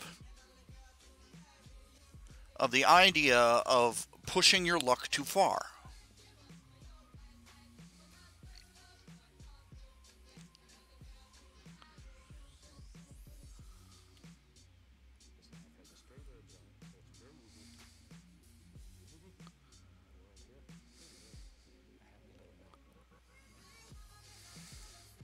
Really, they don't. They just don't seem to get it. They have been getting away with pouring literal armies of people over our southern border, assisting them, helping them, promoting them, protecting them, supporting them, aiding and abetting them. And they've been doing it for years. And they think, and they honest to God think that that they can push it this far. That they are going to have a literal army of Hondurans march in broad daylight over our southern border, and we're not going to do anything about it. And they don't realize that they are going to cross the Rubicon with everybody. If these people march north and they do not stop at the border, all hell's going to break loose, and it's all going to break loose on them. When the poodoo hits the fan, it's not going to spread evenly.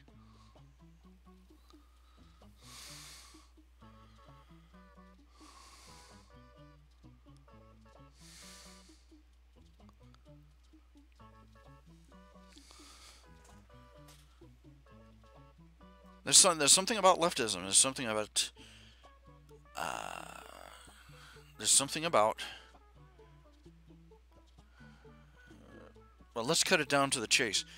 Leftism is humanistic, pursuing the idea of man as his own final arbiter. That man has nobody to answer to. That there's no God, and that humanity is the final authority on morality, on right and wrong, and absolutes, and that we don't have to answer to anybody. We can do whatever we want. That's leftism. That's all the isms together. That humanity, that we shall be as gods, knowing good from evil, and that we shall dictate the realities of creation.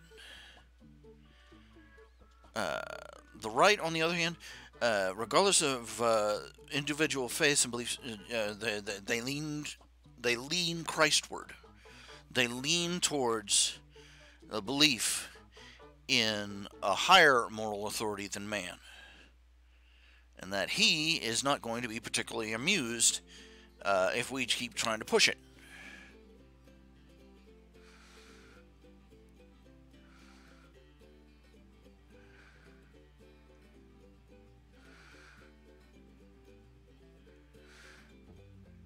For the leftists, it's no holds barred. And they don't realize that, like any petulant child, they don't realize that the ropes aren't there to protect. They don't realize that the bars on the cage aren't there to protect the tiger. If you get what I'm saying.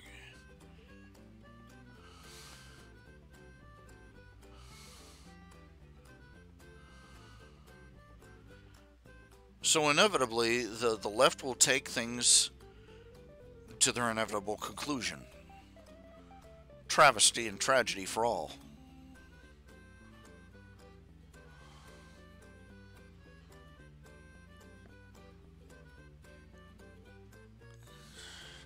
And it's our own fault for letting them get away with so much for so long. My lord, have you seen some of the photographs of the Pride marches? I can connect you up to a website and show you some of these photographs of these marches and parades and things. I can't even show you some of the pictures. I can't even show you most of the pictures because they're so nasty. We let sexual deviance define sexuality to the point where we have naked men wearing nothing but chaps, giving each other blowjobs in the middle of the street up in Haight-Ashbury, up in Berkeley, and the police just stand there and do nothing. And you think that's that's disgusting. Why did you describe that to us? Why did you tell us about that? That's the mildest thing. I'm torn between describing these things to you because you need to know about them. Because people are inclined to never ever believe me when I describe just how awful things are. Or they think I'm exaggerating, or they think I'm lying, or they think it's any one of 100 things.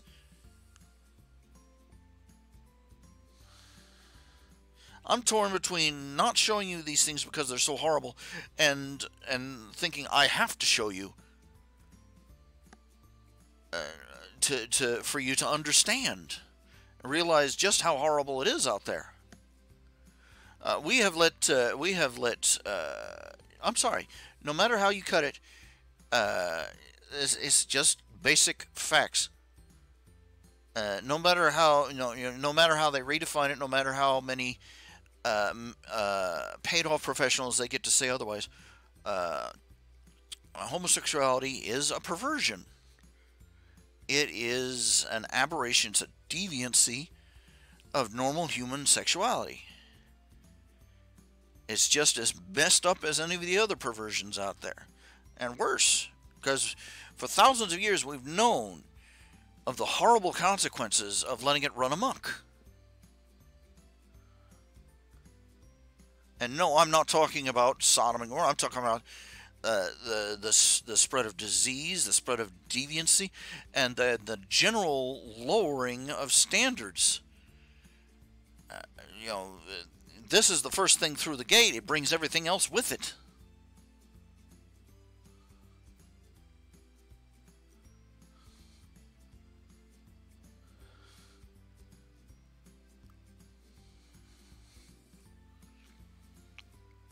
And I don't care whether you agree with me or not. It's not up to it's not up to you to decide whether I'm telling the truth or not. It's up to you whether you believe it or not, but it's still the truth whether you believe it or you don't. And I'm not the one who decided whether it was true or not.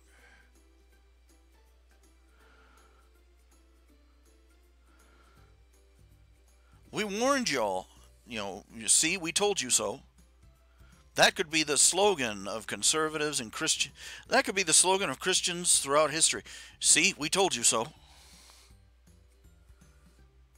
We warned people if we openly accepted homosexuality in our society, the next thing would be things like pederasty, pedophilia, and bestiality. And guess what's happening? They are already out there. They are already out there lobbying to lower the age of consent. As far as the age of consent in Mexico is 12. It's already happened. It hasn't happened here yet, thank God Almighty. But it's already happening. When you talk about people molesting little girls like this, and pre-adolescent brothels and things like that, you think about some faraway country like Singapore or but no, it's just a few miles south.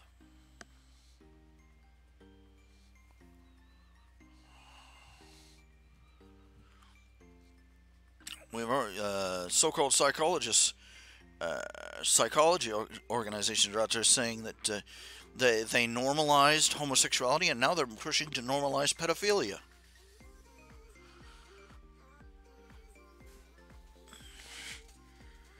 Personally, I'm surprised.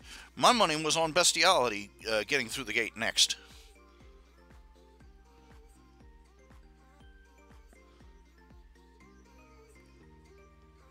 Because I was foolish enough to believe that even as horribly depraved as society is, that we still loved and protected our children, and that we would fight like the devil against, even at the last, we would fight like the devil to protect our children.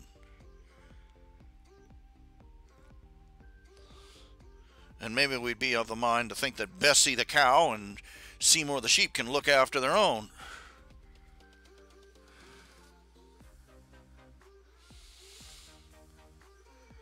But no, it was they've already started. They already started back in the 90s and the 80s when they started pushing for homosexual education in the public schools. One of the routines they went through is that they would this was like children as young as 8 were being taught this stuff. They brought them in.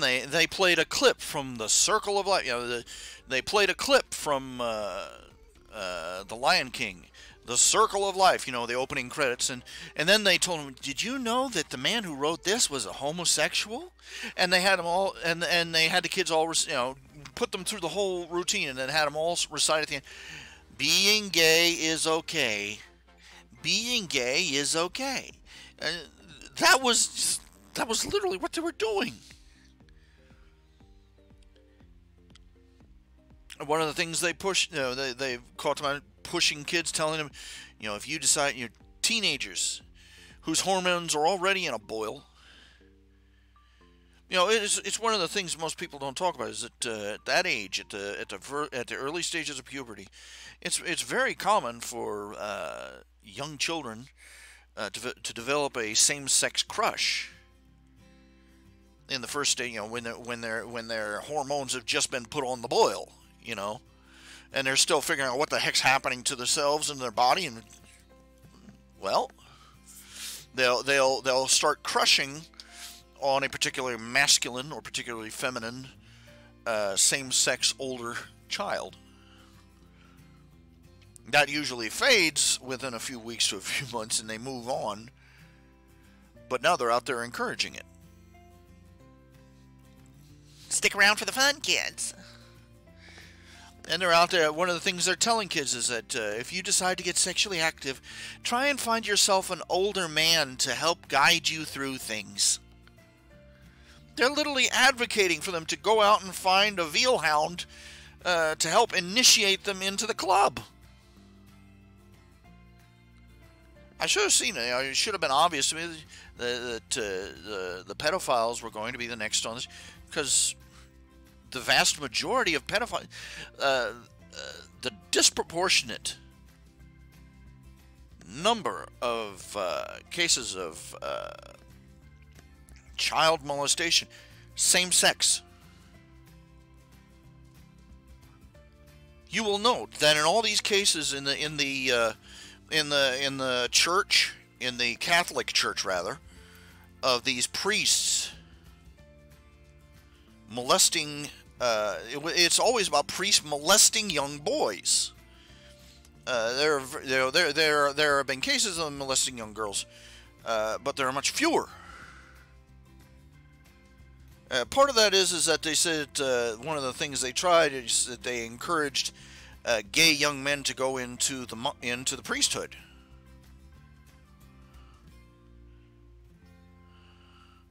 The logic being that would keep them out of trouble. Nice work, guys.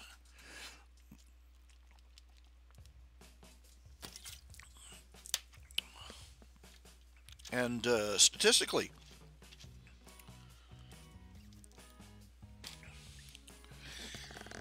a disproportionate percentage of sexual assault against children is same-sex, male on male, female on female.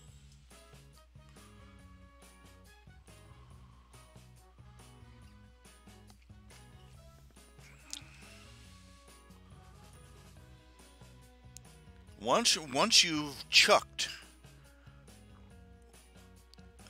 one sexual taboo, one sexual more, the rest go like dominoes.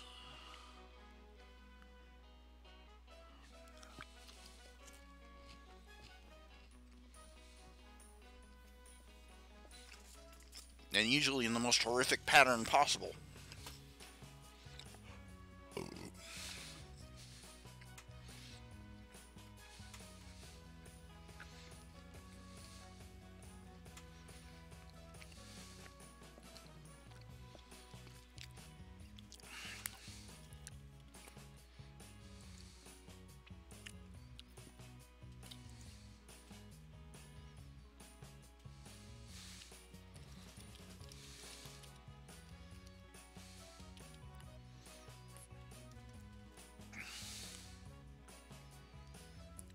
Let's see, what was it?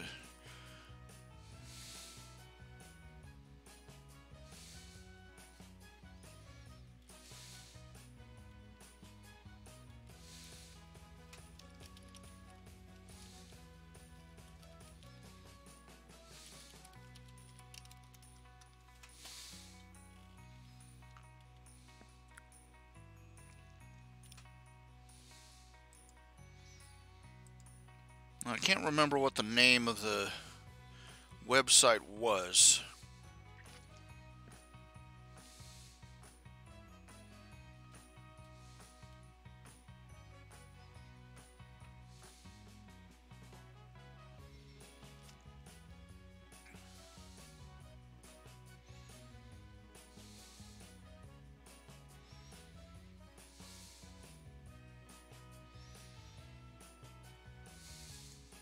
anyway, it was called the Hall of Shame, and it had photographs just of the left of leftist protests going all the way back to the Bush administration, showing pro-communist, just vulgar, profane, vile, nasty, just showing that they were pro-communist, that they were funded by communists, that they had leaflets printed by communist organizations. They had photographs just photographing and archiving proof that these so-called marchers for peace and love and harmony were racist, bigoted, anti-Semitic, vulgar, just violent, you name it. And just proof that everything people on the right had been saying about these protesters on the left was true. In spades.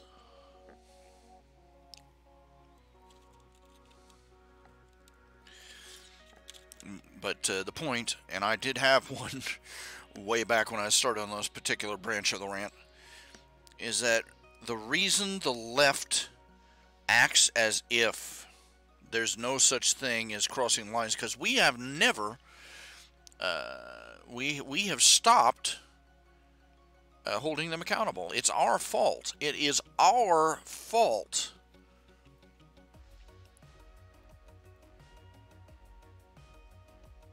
that they constantly push. That they constantly push across the line. Every time the line is drawn, they cross right across it. Because we did not react. We let them. We stood there and watched while they dragged their empire of greed, socialism. They dragged their love of theft and cruelty, their bigotry, their indecency.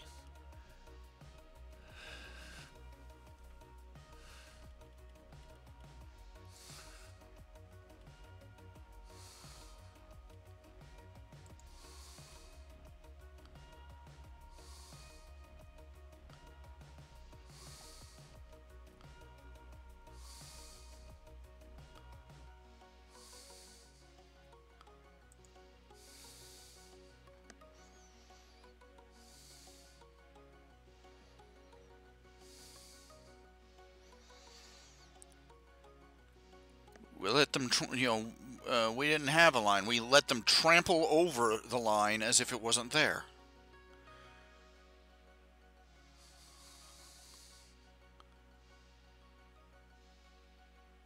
They don't realize that they have mistaken our compassion for weakness. They have mistaken our long suffering for having no standards which we will defend.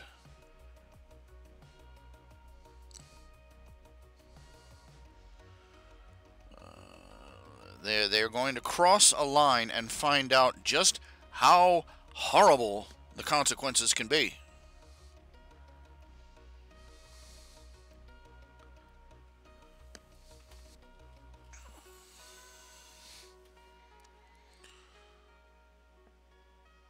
The terrorists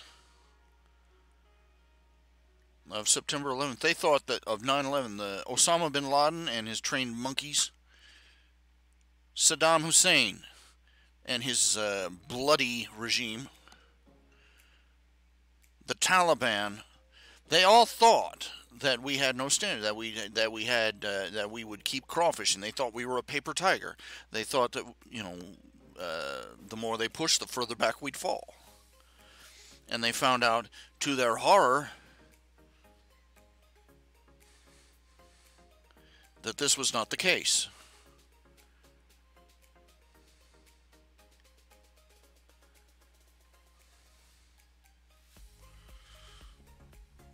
The left has not learned by observation. The left never learns by observation. They have to learn at the end of a tire iron, apparently.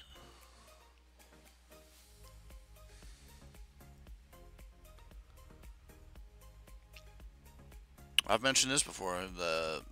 Is my belief that what finally put an end to the hippie crusades of the 60s and the early 70s, Kent State. They say you want a revolution. Blam, blam, blam, blam, blam. Oh, crap, you didn't tell us, dude. Dude, that's so uncool. You didn't tell us they'd have actual bullets.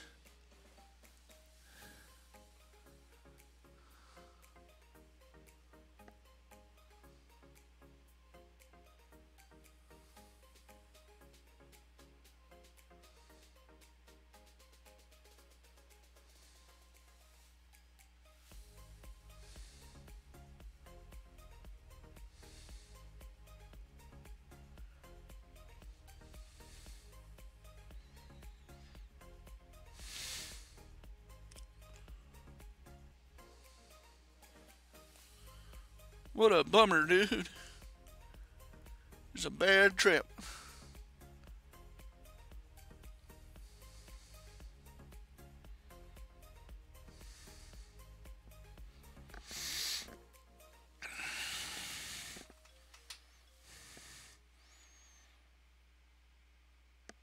Of course, the flaws of the left are the flaws of humanity. People will, for all we try, we still learn from the hard knocks faster than we learn from studying other people's experience and looking ahead and prognosticating. We're bad at it. We're unwilling to use it, rather.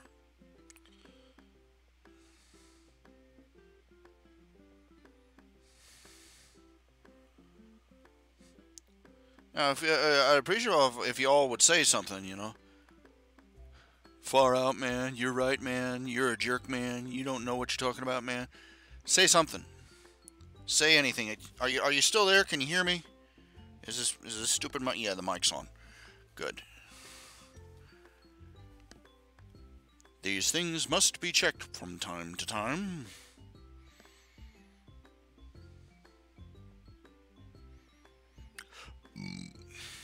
Pardon.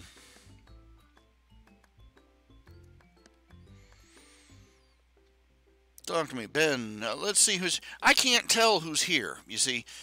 Most chat programs, most chat room programs, they'll have a list down the side of all the people who are in the room chatting.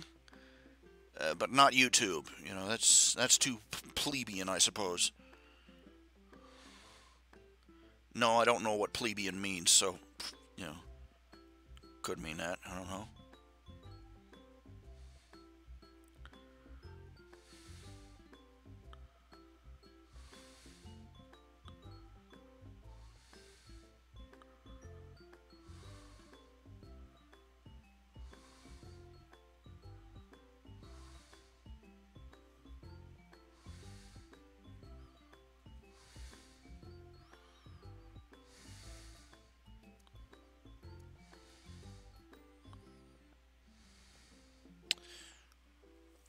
Could one of y'all say something? Please? Pretty please? So, Ronry. This is the consequence of having an irregular show schedule like I do. I don't have a scheduled time. I don't have a scheduled time or place. I'm like, wow, I feel crappy. Let's go on channel and chat.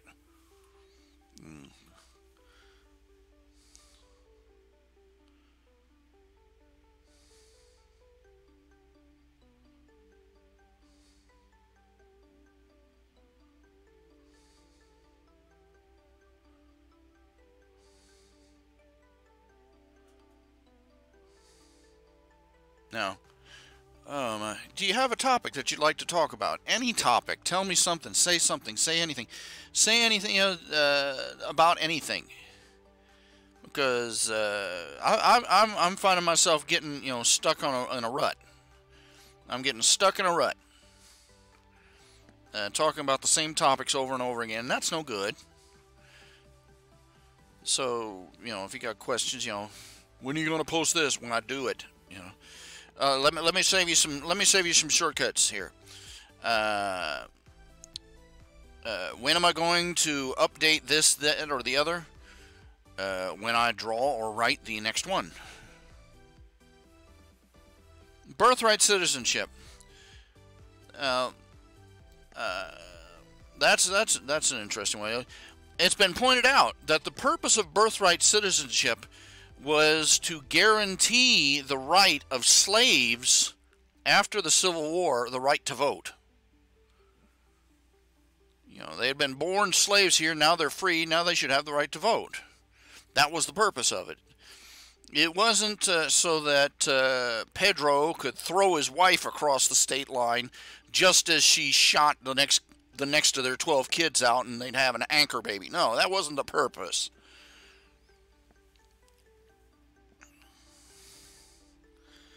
Yeah, that law needed a little restructuring.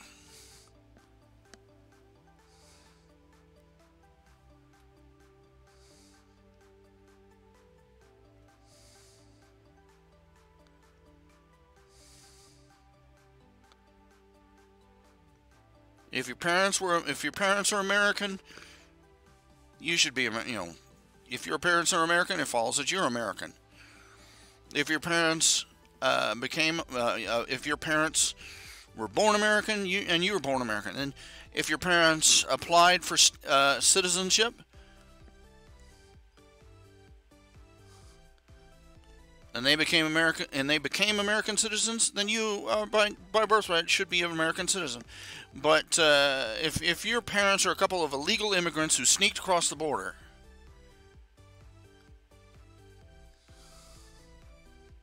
or even if they have a green card, no, you're not an American citizen. You're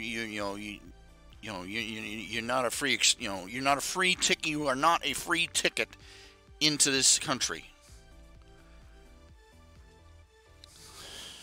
That's cruel, that's mean, that's hard, that's necessary.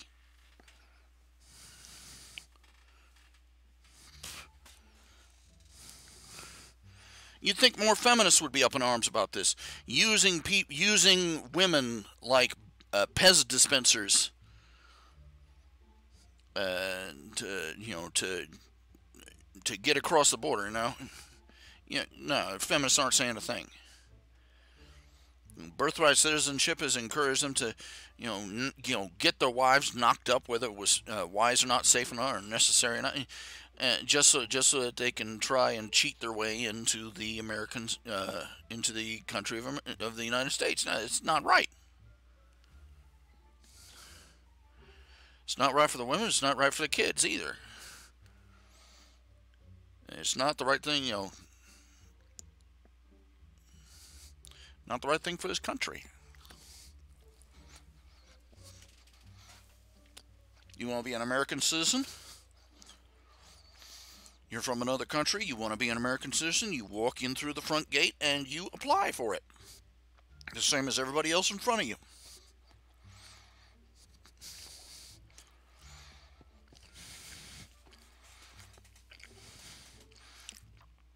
If you come here and you serve in our military, I don't know how they managed to arrange this.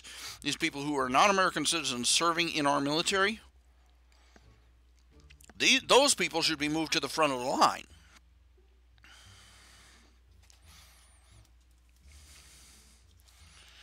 If you serve in our military, you should be moved to the front of the line. And if you have served on a battlefield, it should be automatic approval. Stamped, signed, sealed, and delivered. You can't give an oath any stronger than the one you made in your own shed blood.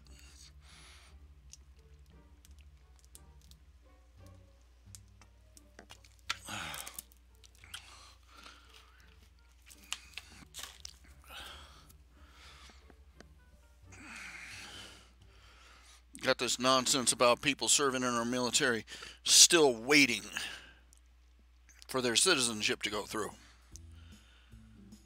That should have been signed, sealed, and delivered the day they enlisted.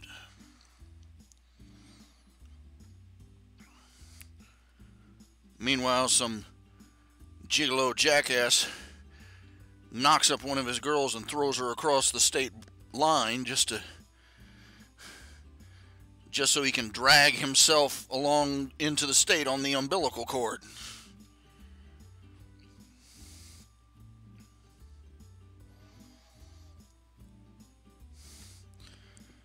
And you'll pardon me if I agree, those laws need a little tidying up. The synagogue shooting. What do you expect anybody to say? The synagogue shooting. Well, naturally, I'm all for that. What? What's to be discussed about that? A racist asshole shoots up a synagogue. He's evil. Has he been? Did they shoot him? Is he dead?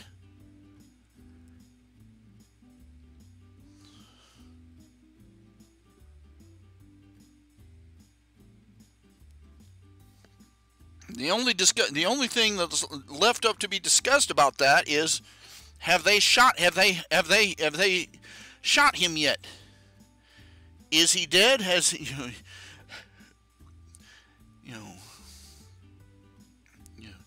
your choice. Needles, gas, or dancing to the tune of 220.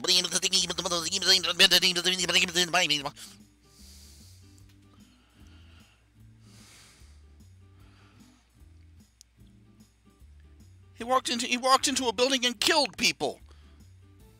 What more needs to be said? Fry him. In fact, I'll tell you how to say it. Just throw his ass into a bathtub full of water and throw in a toaster. Save some time and money. I'll put a clapper on there. I'll just clap his ass on and clap his ass off.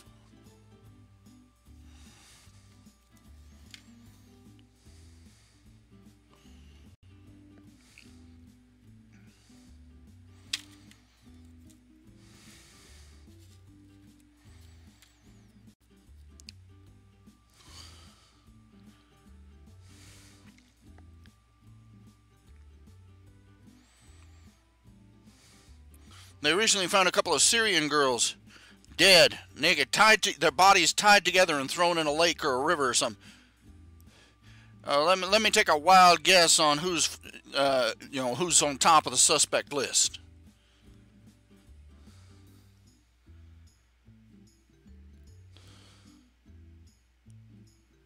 Habib el-Daddio, that's who. Another honor killing. I'll pay $1 to a donut. Another damned honor killing. They're coming to our country and they're murdering people because they think they'll get away with it. It's precisely why they're doing it. It's time to take some of these murdering assholes and break and disillusion them quite thoroughly. No, you're not going to spend 5 to 10 years sitting on death row while your lawyer fiddle-faddles around. What are we doing up on this skyscraper? Here, take a look over the side. You see that? Real pretty down there, isn't it? Push.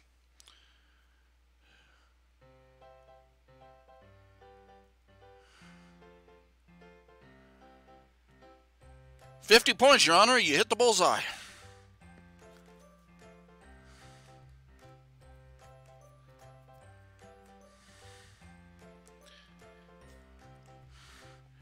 Allahu Akbar, Allahu Akbar, Allahu Akbar.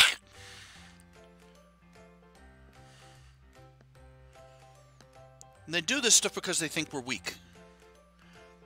The Islamics. One of the things about Middle Eastern culture, that most people do not grasp is that, and this is from people who come from the Middle East, and people who have been in the Middle East, and people who have dealt with the Middle East, is that particularly in Arab and Islamic countries, They see our compassion as a sign of weakness.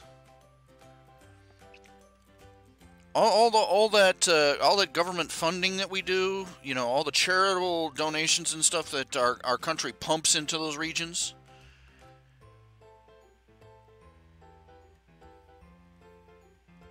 They see it as us paying tribute to them. That we know that we are weak and corrupt, and that we give them this money, to buy them off. Oh, please don't destroy us, almighty people of Allah. Basically, they see us, they see charity as Danegeld.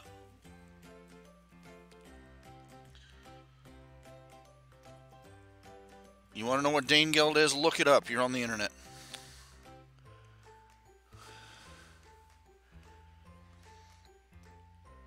They think we're weak, and our leaders have gone out of their way for decades to prove them right. They've committed murder on our soil. They recently caught them. They recently caught a man indoctrinating children to be terrorists.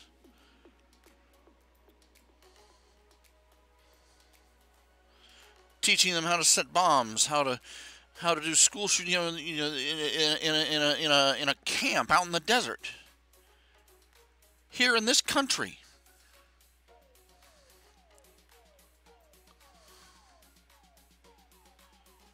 And I guarantee you that's not the only one that's in this country right now.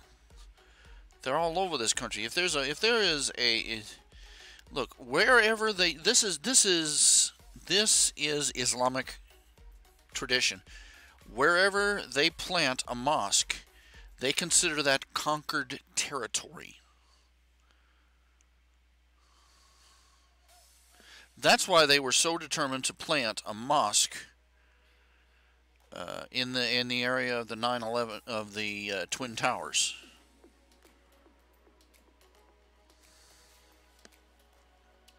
No Westerner would figure out what they were doing. We'd guess, but it'd be every single follower of Muhammad in the world would know what it meant.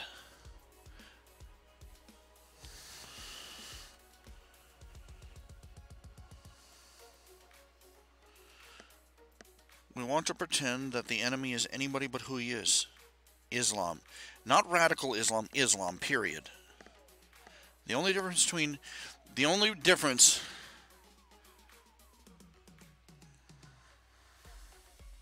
between a radical Islamic and a regular Islamic is that the radical shoots you in the back of the head and beheads you, while the moderate Muslim stands there and applauds.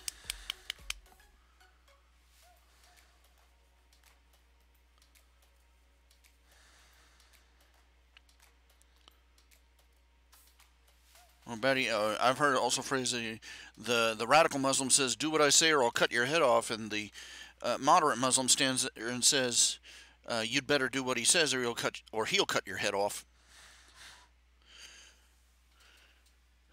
The problem is not radicalism in Islam. The problem is Islam, and that's the problem with Islam. That's the problem with the Islamic world for the past 1,500 years.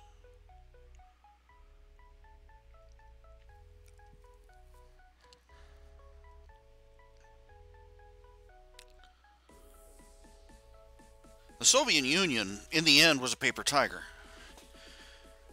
Communism cannot sustain itself. By definition, it's bad economics posing as a social movement. They managed to hold an empire together for 80 whole years, and that was because they had conquered a chunk of land so large that it took them forever to use up all the resources they had.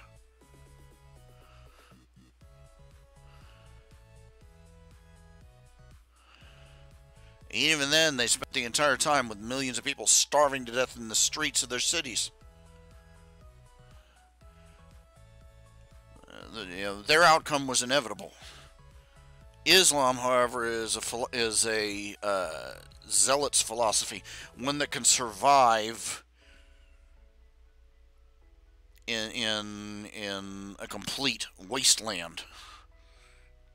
You know, they you know they can live in the they can live in a husk of a nation, in a wasteland, in a wrecked, bomb blasted deadlands, and their philosophy, their religion will sustain and thrive.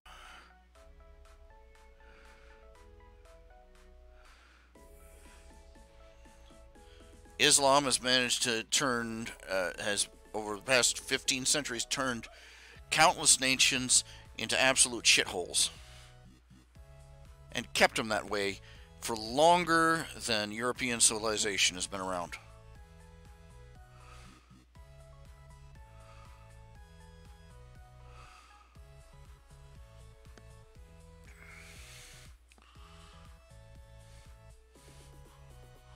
Islam thrives in places that they've turned into hell on earth.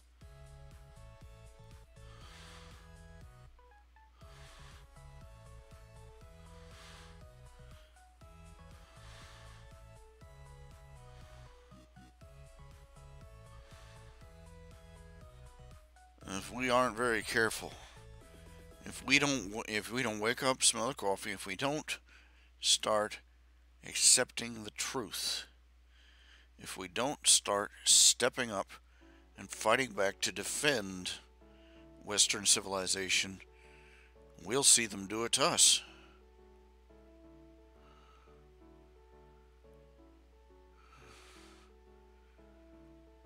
They'll burn our civilization down and spend the next 1,000 years as naked savages dancing on the ashes.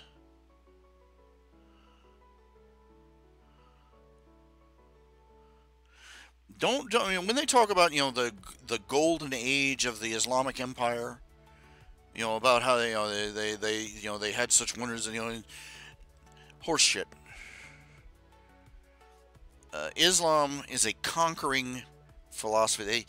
The only reason that the caliphates prospered for as long as they did is because they were constantly conquering everything around them. They were literally living off the plunder of their conquests. All the things that are attributed to them are actually achievements by people they conquered and captured.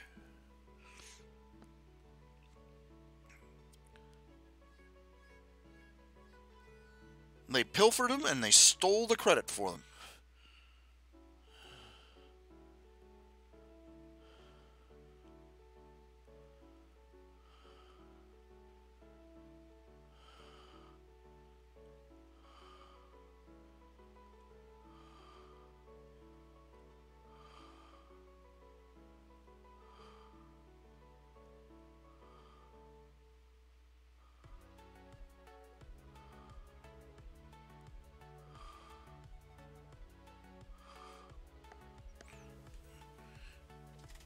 I don't expect anybody to agree with me or even believe me or even to change their mind in the least.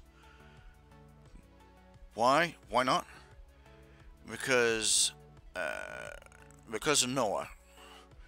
Think about it. That man spent literally, you count it up and listen to the Bible, the man spent 100 years building that boat, loading, building it, pitching it, making it watertight, just preparing everything, gathering all the supplies, gathering all the food they would need, food for themselves, food for the animals, then gathering all the animals. 100 years. And it says all those hundreds of years, he preached and warned his neighbors about what God was going to do. That they needed to repent, that God was going to destroy the earth, and that this boat was the only way out. And when he got on board that boat, the only ones on board were him, his wife, his 3 sons, and their wives. 100 years and not a single convert.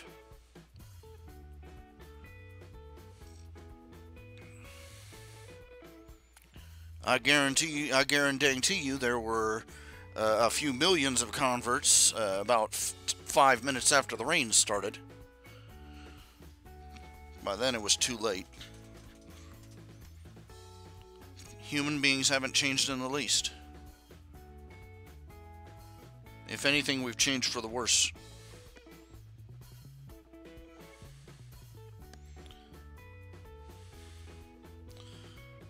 You got people that run towards God and people that run away from Him. The ones that run away aren't willing to listen.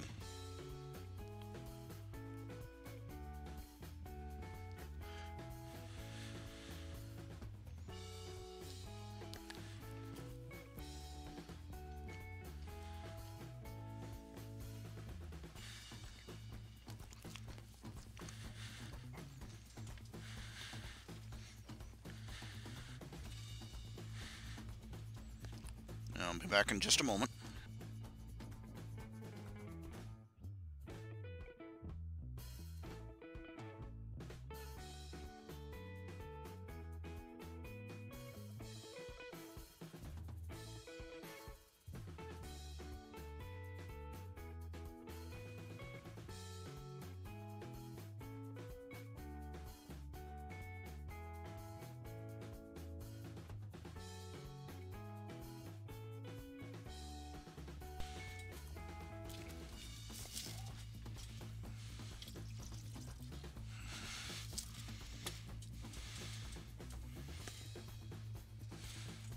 No two ways about it.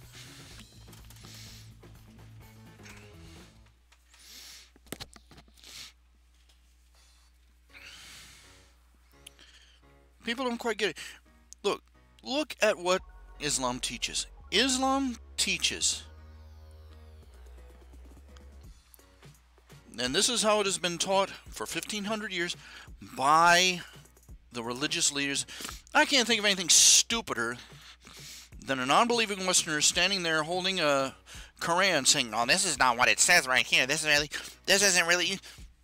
One, yes, it does. You read the next page over, jackass. And two, even if it didn't say any of the things I'm talking about in the Quran, which it does, even if it didn't command the faithful to murder the infidels and the Jews,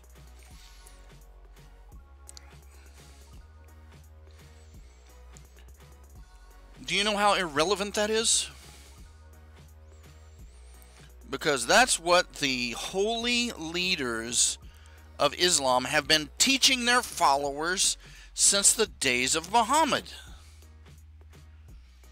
I can't think of anything stupider than a Westerner standing in front of these Muslims going, "Well, this isn't what your Quran says right here. See here, it says here, right this, and no, you really ought to be teaching it like this."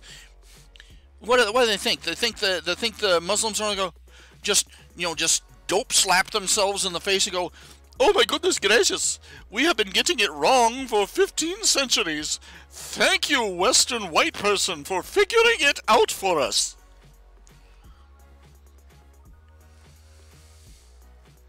Morons.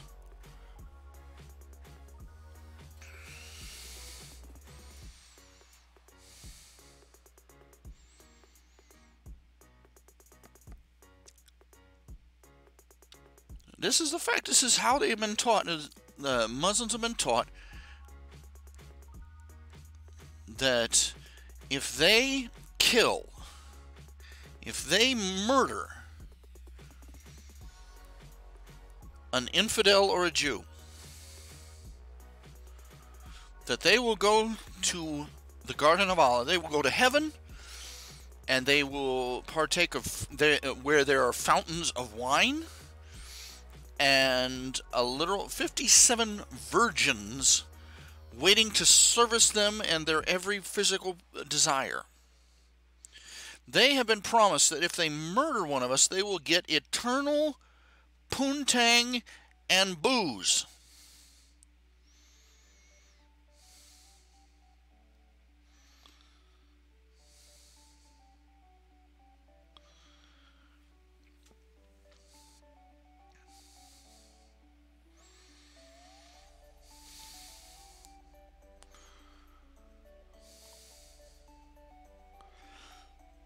That's what they're all taught. Moderate, radical, everything in between.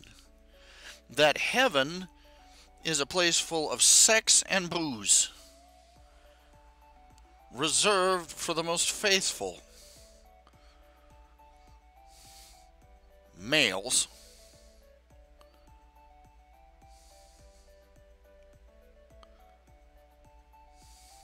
Like pretty much every other cult, the religion of Islam was designed around validating the holy leader's lifestyle choices. Oh, yes, yes, it is perfectly acceptable to Allah that I have 15 wives and one of them is too young to even wear a bra yet. Thus saith Muhammad, you know.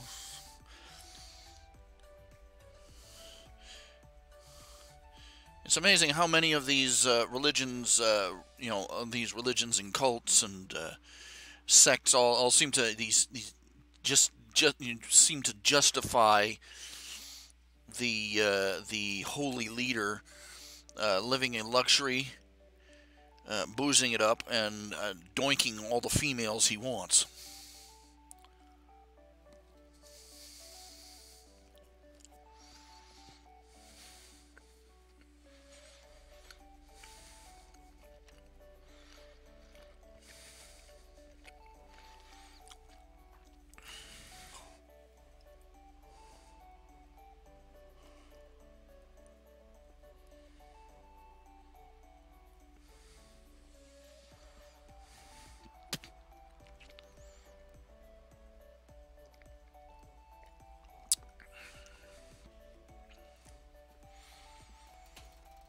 You really want to win the hearts and minds of the people in the Muslim world, you're going to need something better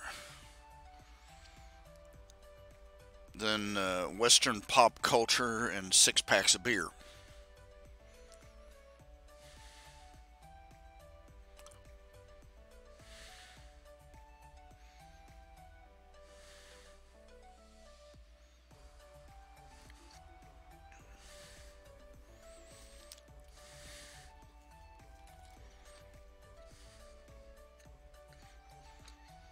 Yeah, people actually believe that these Muslims are going to come over here. They're going to see all the nice things Westerners have and go, "Ooh, we should convert."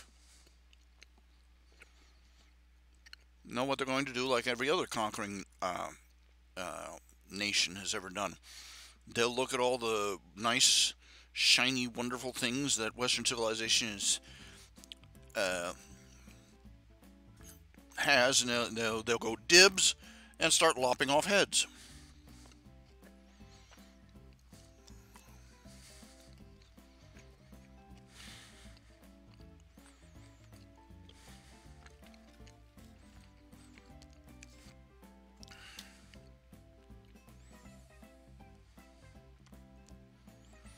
This is real sunshiny stuff to be talking about, let me tell you.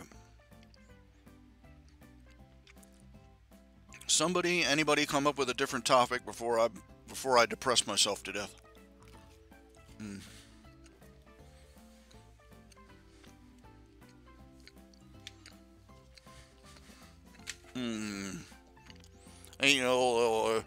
this cinnamon pull-apart bread came free with my pizza.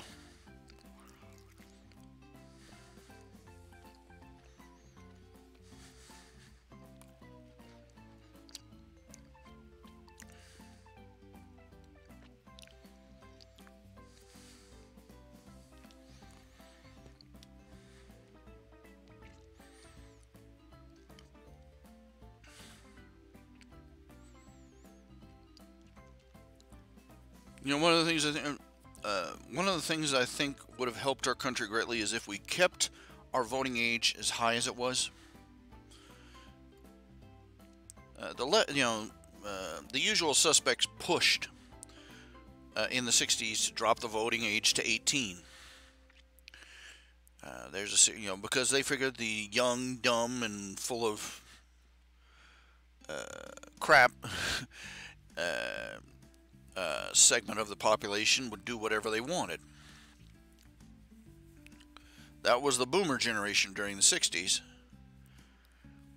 And the leftists figured quite correctly that if they gave all these young, impressionable, simple-minded, dope-smoking mushheads the right to vote, they'd vote left. They'd vote for the Democrats, and they'd vote for every kind of unimaginable stupidity that they came down the pike with. It was a cynical effort to take advantage of the gullibility of the young and stupid. I'm sorry, no matter how you cut it. Look, they've determined for years that the human brain doesn't even finish maturing until your mid-20s. They claim that the centers of the brain that involve impulse control don't really, fruit out until you reach about 25.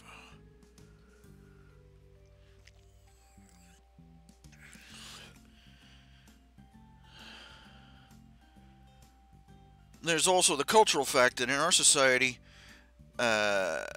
you don't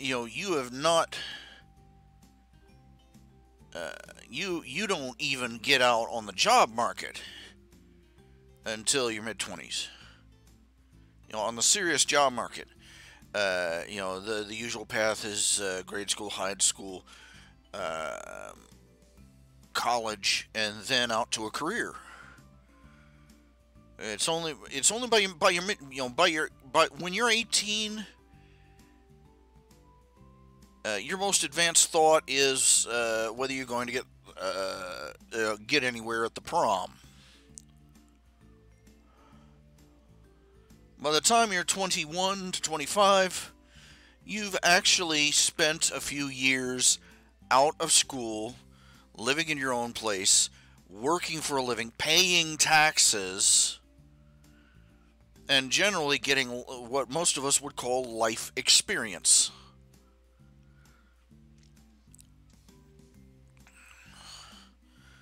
The way we've got it set up right now, we've got a bunch of people who haven't got a clue about even the most basic realities of life, making electoral decisions based on what they think being an adult is about.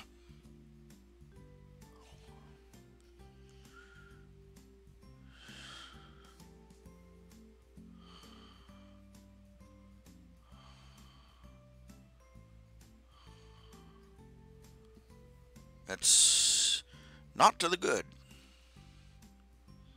The Undertaker, the voting age should be at least 25.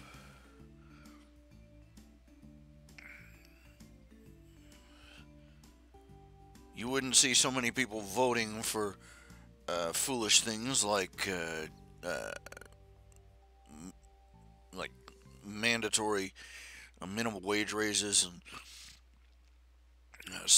government socialist programs. You wouldn't see any of that nonsense because they would be a little more viscerally aware of who's paying for it in reality. First question on everybody's lips whenever a government person promises a new program or a new this or that or the other, the first question they should be asking is, who's gonna pay for it? Where's the money gonna come from?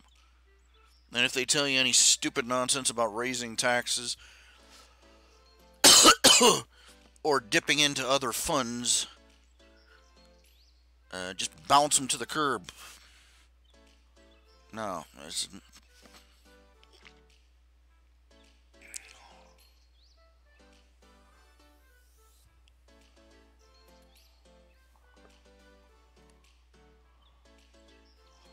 The Fallout franchise, what do I think of it? I've never played it, so I know nothing about it. Except what I know, what is, osmotically released into the popular culture. And from what little I've seen, I've come to the conclusion it's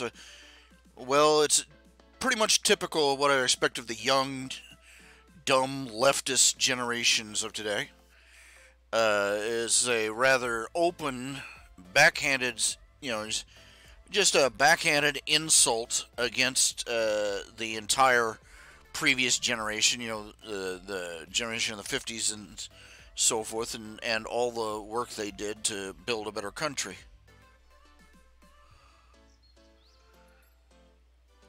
Mocking our nation's desire to resist the spread of communism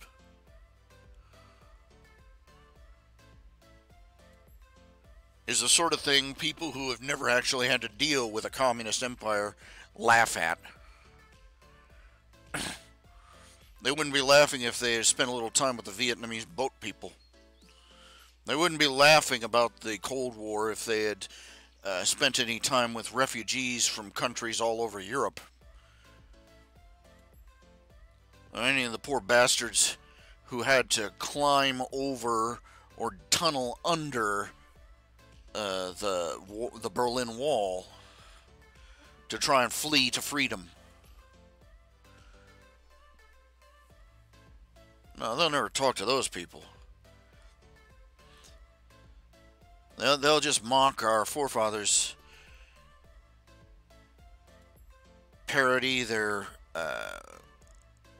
posters and propaganda, and talk as if we were all senile old idiots who scared everybody with the Russian scare, as if the Soviet Union didn't have 1,000 missiles pointed directly at our country for 80 years. Morons think like that.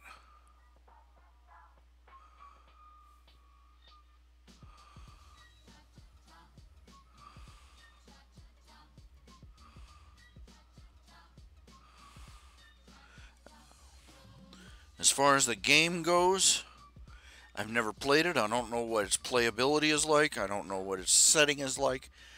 But, beyond the general information, no. So, no. Just, you'll have to ask somebody else beyond that.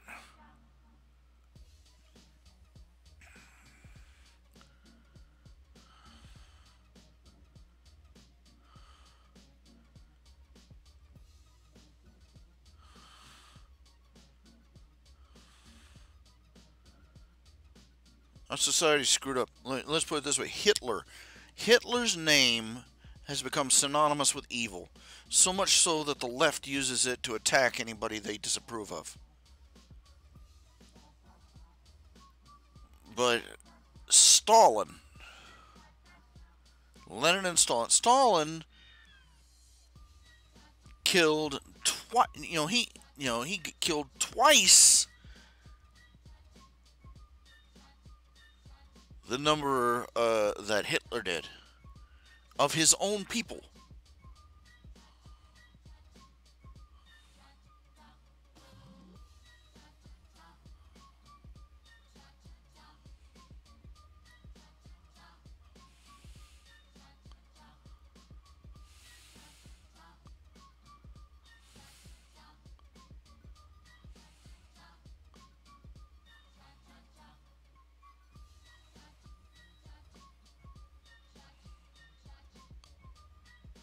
Yeah. Sort of lost my train of thought there for a minute.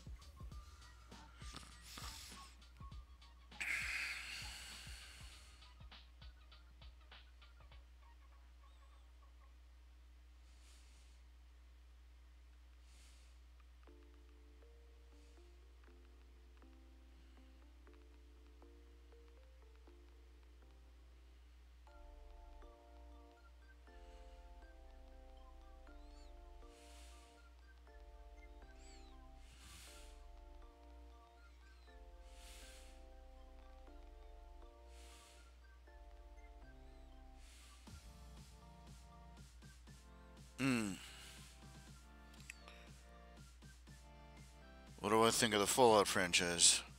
Very little, actually.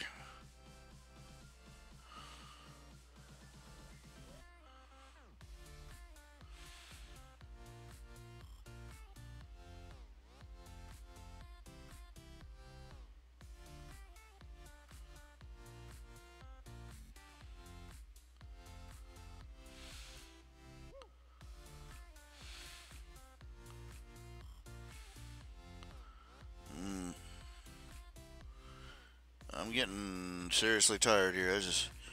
Let's say I've been at it for 3 hours. I think we about hit the limit on topics. I play video games, but not very many.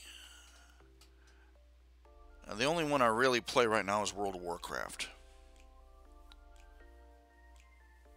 It's a good thing. It costs me $15 a month, but still, it's cheaper than trying to keep up with all the games you have to buy now. I mean, good night. I can't even imagine how much you'd spend if I got hooked on Fallout. That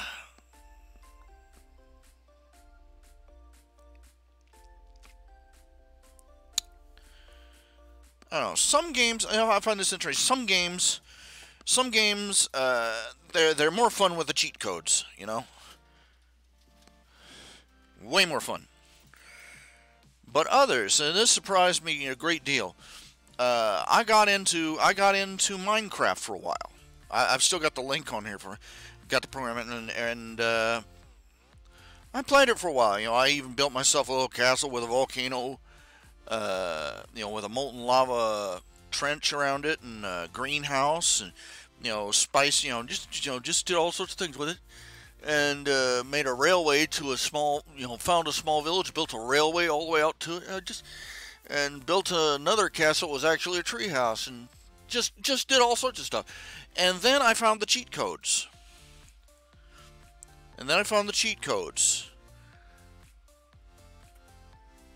And I used the cheat codes a couple of times, to create great big huge blocks of materials that I needed, and the game instantly lost any and all attraction for me.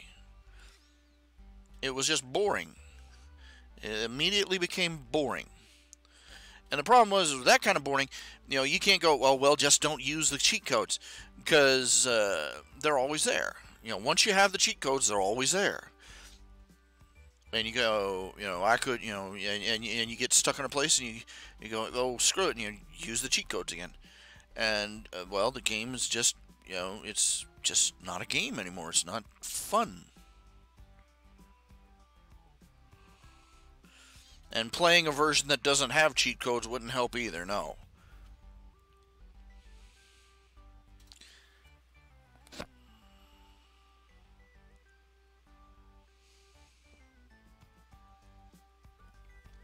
I used to hang out at a electronics store, and I would sit in front of one of their computers and play.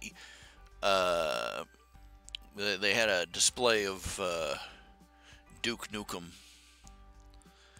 and I would play that, and I'd put it in God mode. I'd still have a blast. But, for some reason, God mode in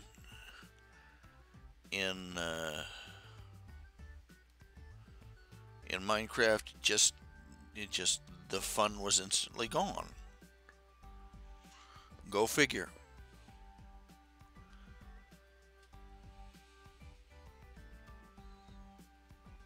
Now,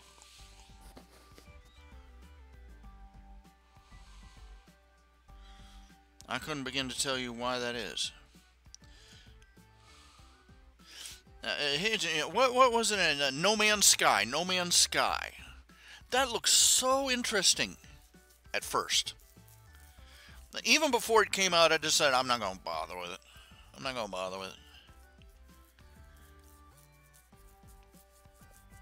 There are thousands of planets, millions of planets and light years, and and all this, and procedurally generated.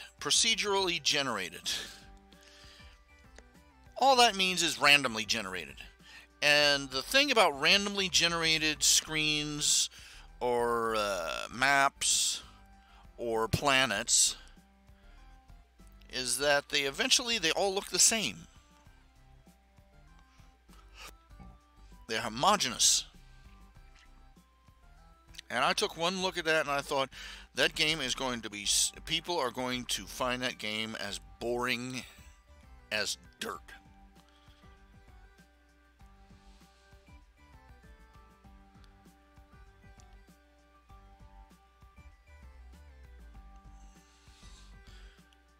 because everything that made the game, the most fundamental building blocks don't never change, but everything else was just cosmetic alterations, and no, that's just gonna bore the crap out of people. Because randomly generated plants, eventually they reach a point where they're all homogeneous. And I was right. People were flying, all the bragging and promises they made about No Man's Sky, all of them fell through. They talked about how people would fly around and run into each other, and I think I forget how long it was. I think almost half a year before any of the millions of players, 2 of them total, landed on the same planet. It's like, so much for that.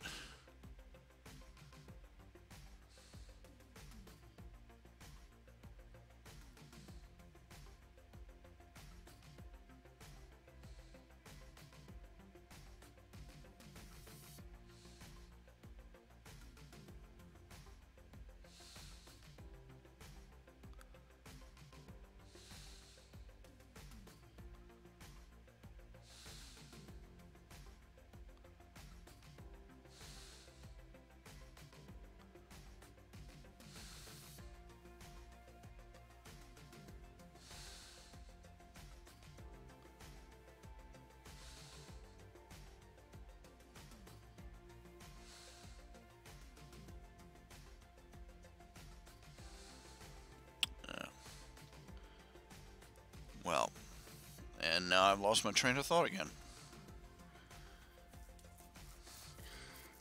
I'll tell you what I think of the Skyrim. I think it is grossly overrated.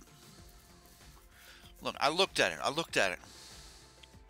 The first time, I first got into the game, I tried to play Champions Online on my computer. First it was City of Heroes. I had to turn the graphics card way down on that one, and but it played. And eventually I reached a point where I had a computer that could handle it fairly well. But that game in particular was very poorly designed superhero game. And all the old fans go, "Oh, it was wonderful." No, it wasn't. And then I played City of Heroes. Now that was and then I played Champions Online, and that was a well-designed superhero game. It captured just about every trope and flavor and era of the comic book superhero setting.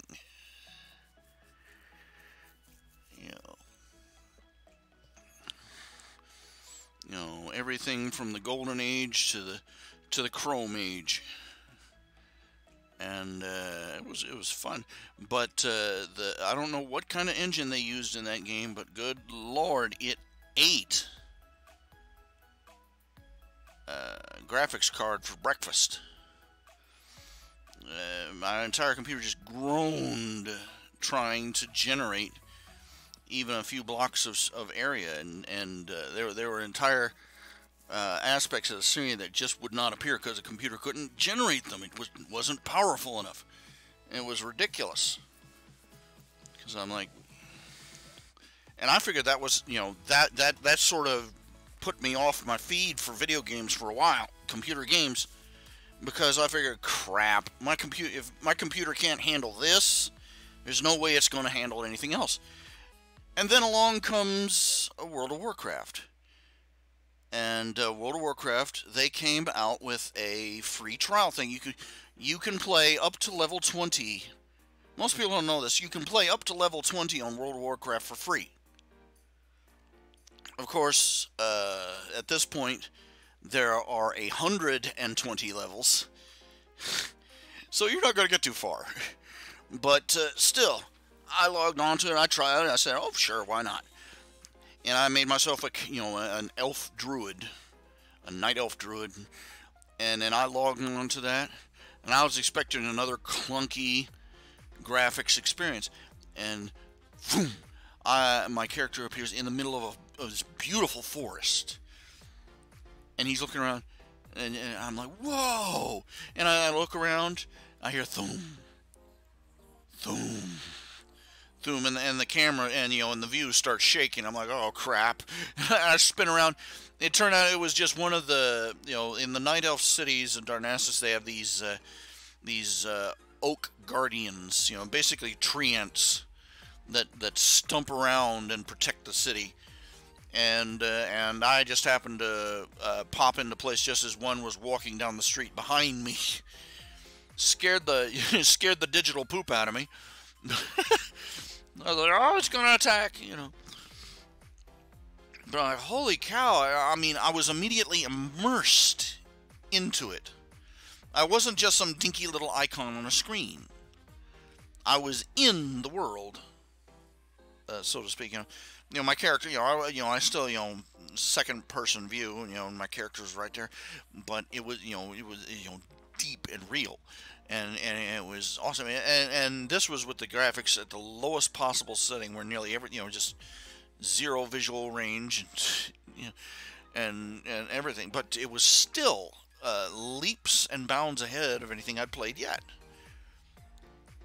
And I realized that's one of the things that World of Warcraft does right.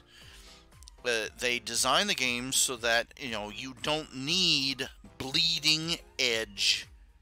You don't need bleeding edge graphic cards and hardware and software just to play the game. This is the mistake all the other games keep making. City of Heroes, despite the fact that City of Heroes was incredibly low polygon count, it still put a huge strain on the machine. Champions was even worse because, again, I don't know what engine they were using, but just everything was made of thousands of tiny parts, and it just ate up so much graphic power, and it really didn't look that much better. But I go to World of Warcraft, and even at low setting, it's still eye-popping. There are some things that are still obvious. The trees still look polygonated. If you're flying over the trees, you'll notice that the branches aren't exactly branches; they're more like hexagonal. Well, you'd have to see it, but they made a system, and it works, even with all the shortcomings that especially a low graphic setting. You can play it at low setting without any handicap, is what I'm saying, and it still looks pretty dang good. Now, I've seen previews of the Skyrim and other games in that franchise, and I thought, okay, the graphics they use must literally eat graphic cards for breakfast, because they're ridiculously detailed. But the sad thing is that they are ugly. They're incredibly ugly. They are so far down. The people and the races, they are so far down in the uncanny valley. It's no laughing matter anymore. The facial expressions are a mess. Look, World of Warcraft has managed to lip sync its graphics to the vocabulary and to the words they're saying, but these guys with Skyrim didn't bother, and the mouths on everything, they look like Muppets. Me me me me me me me me me me. And then the facial expressions non-existent, and it's just all the things that all the things you have to interface with and have to deal with personally, and the things you have to combat with, they are all low poly count, and they are very crudely done, and they're very unattractive. Meanwhile, everything else in the background is rendered, insanely high, graphics level. So basically, what you got is a game that's designed to eat up your graphics card while giving you as little as possible to enjoy from it. I've seen those characters. The characters are ugly, the clothes are ugly, the vehicles and the housing is ugly. It's just built. It's like you work the blueprints over with an ugly stick.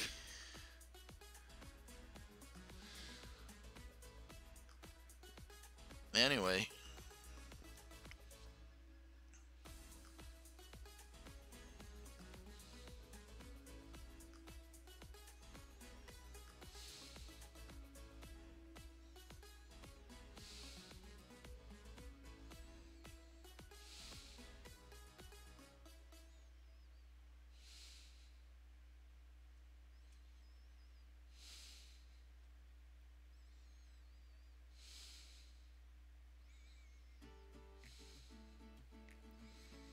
and again I lose my train of thought.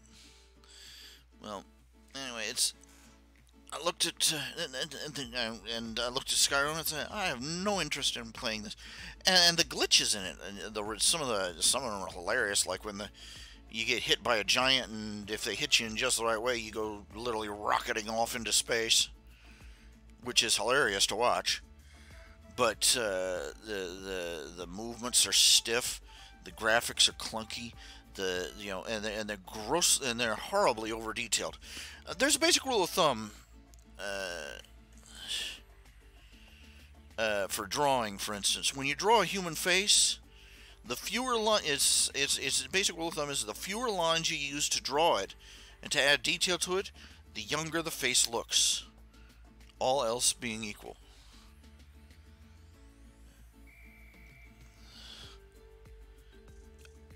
And of course, your next mission is to, you know, it just it does not seem particularly normal to do it that way. Let's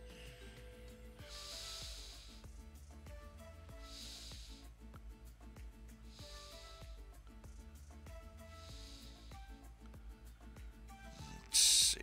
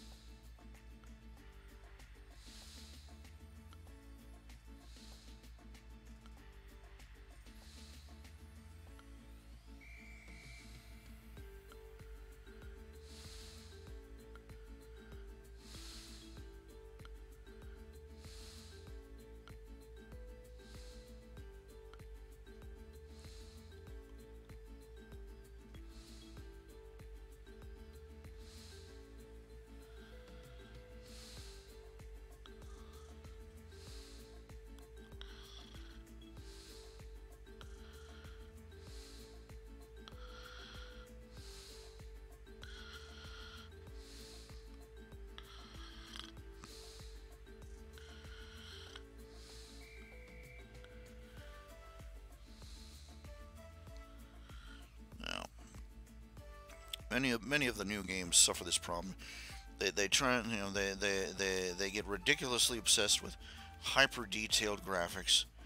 They don't bother to check, make sure that their player characters aren't falling into the uncanny valley. Uh, you know, swinging across the jungle bar like trained chimps wasn't.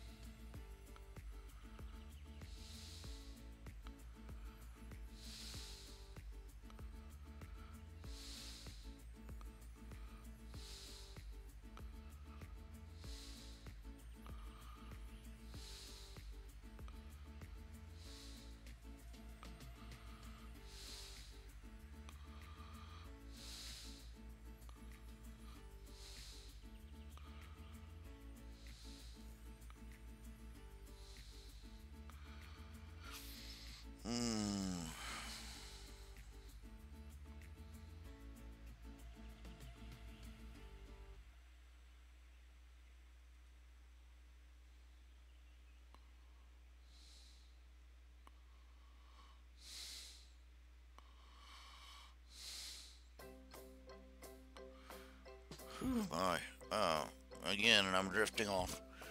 Well, okay, it has been 3.5 hours just about, and I think it's about time for me to call it a night. Thank you all for tuning in.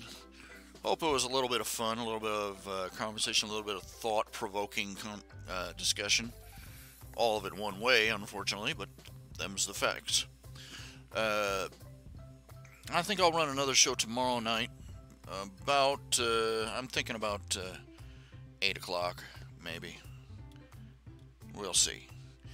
But I want to try and start making this a regular thing, start drawing on it regular, start doing conversations, doing discussions and call-ins, all sorts of things I'd like to do. But, just to get the ball rolling on all the things stacked up under me. But, like I was saying, y'all take care of yourselves.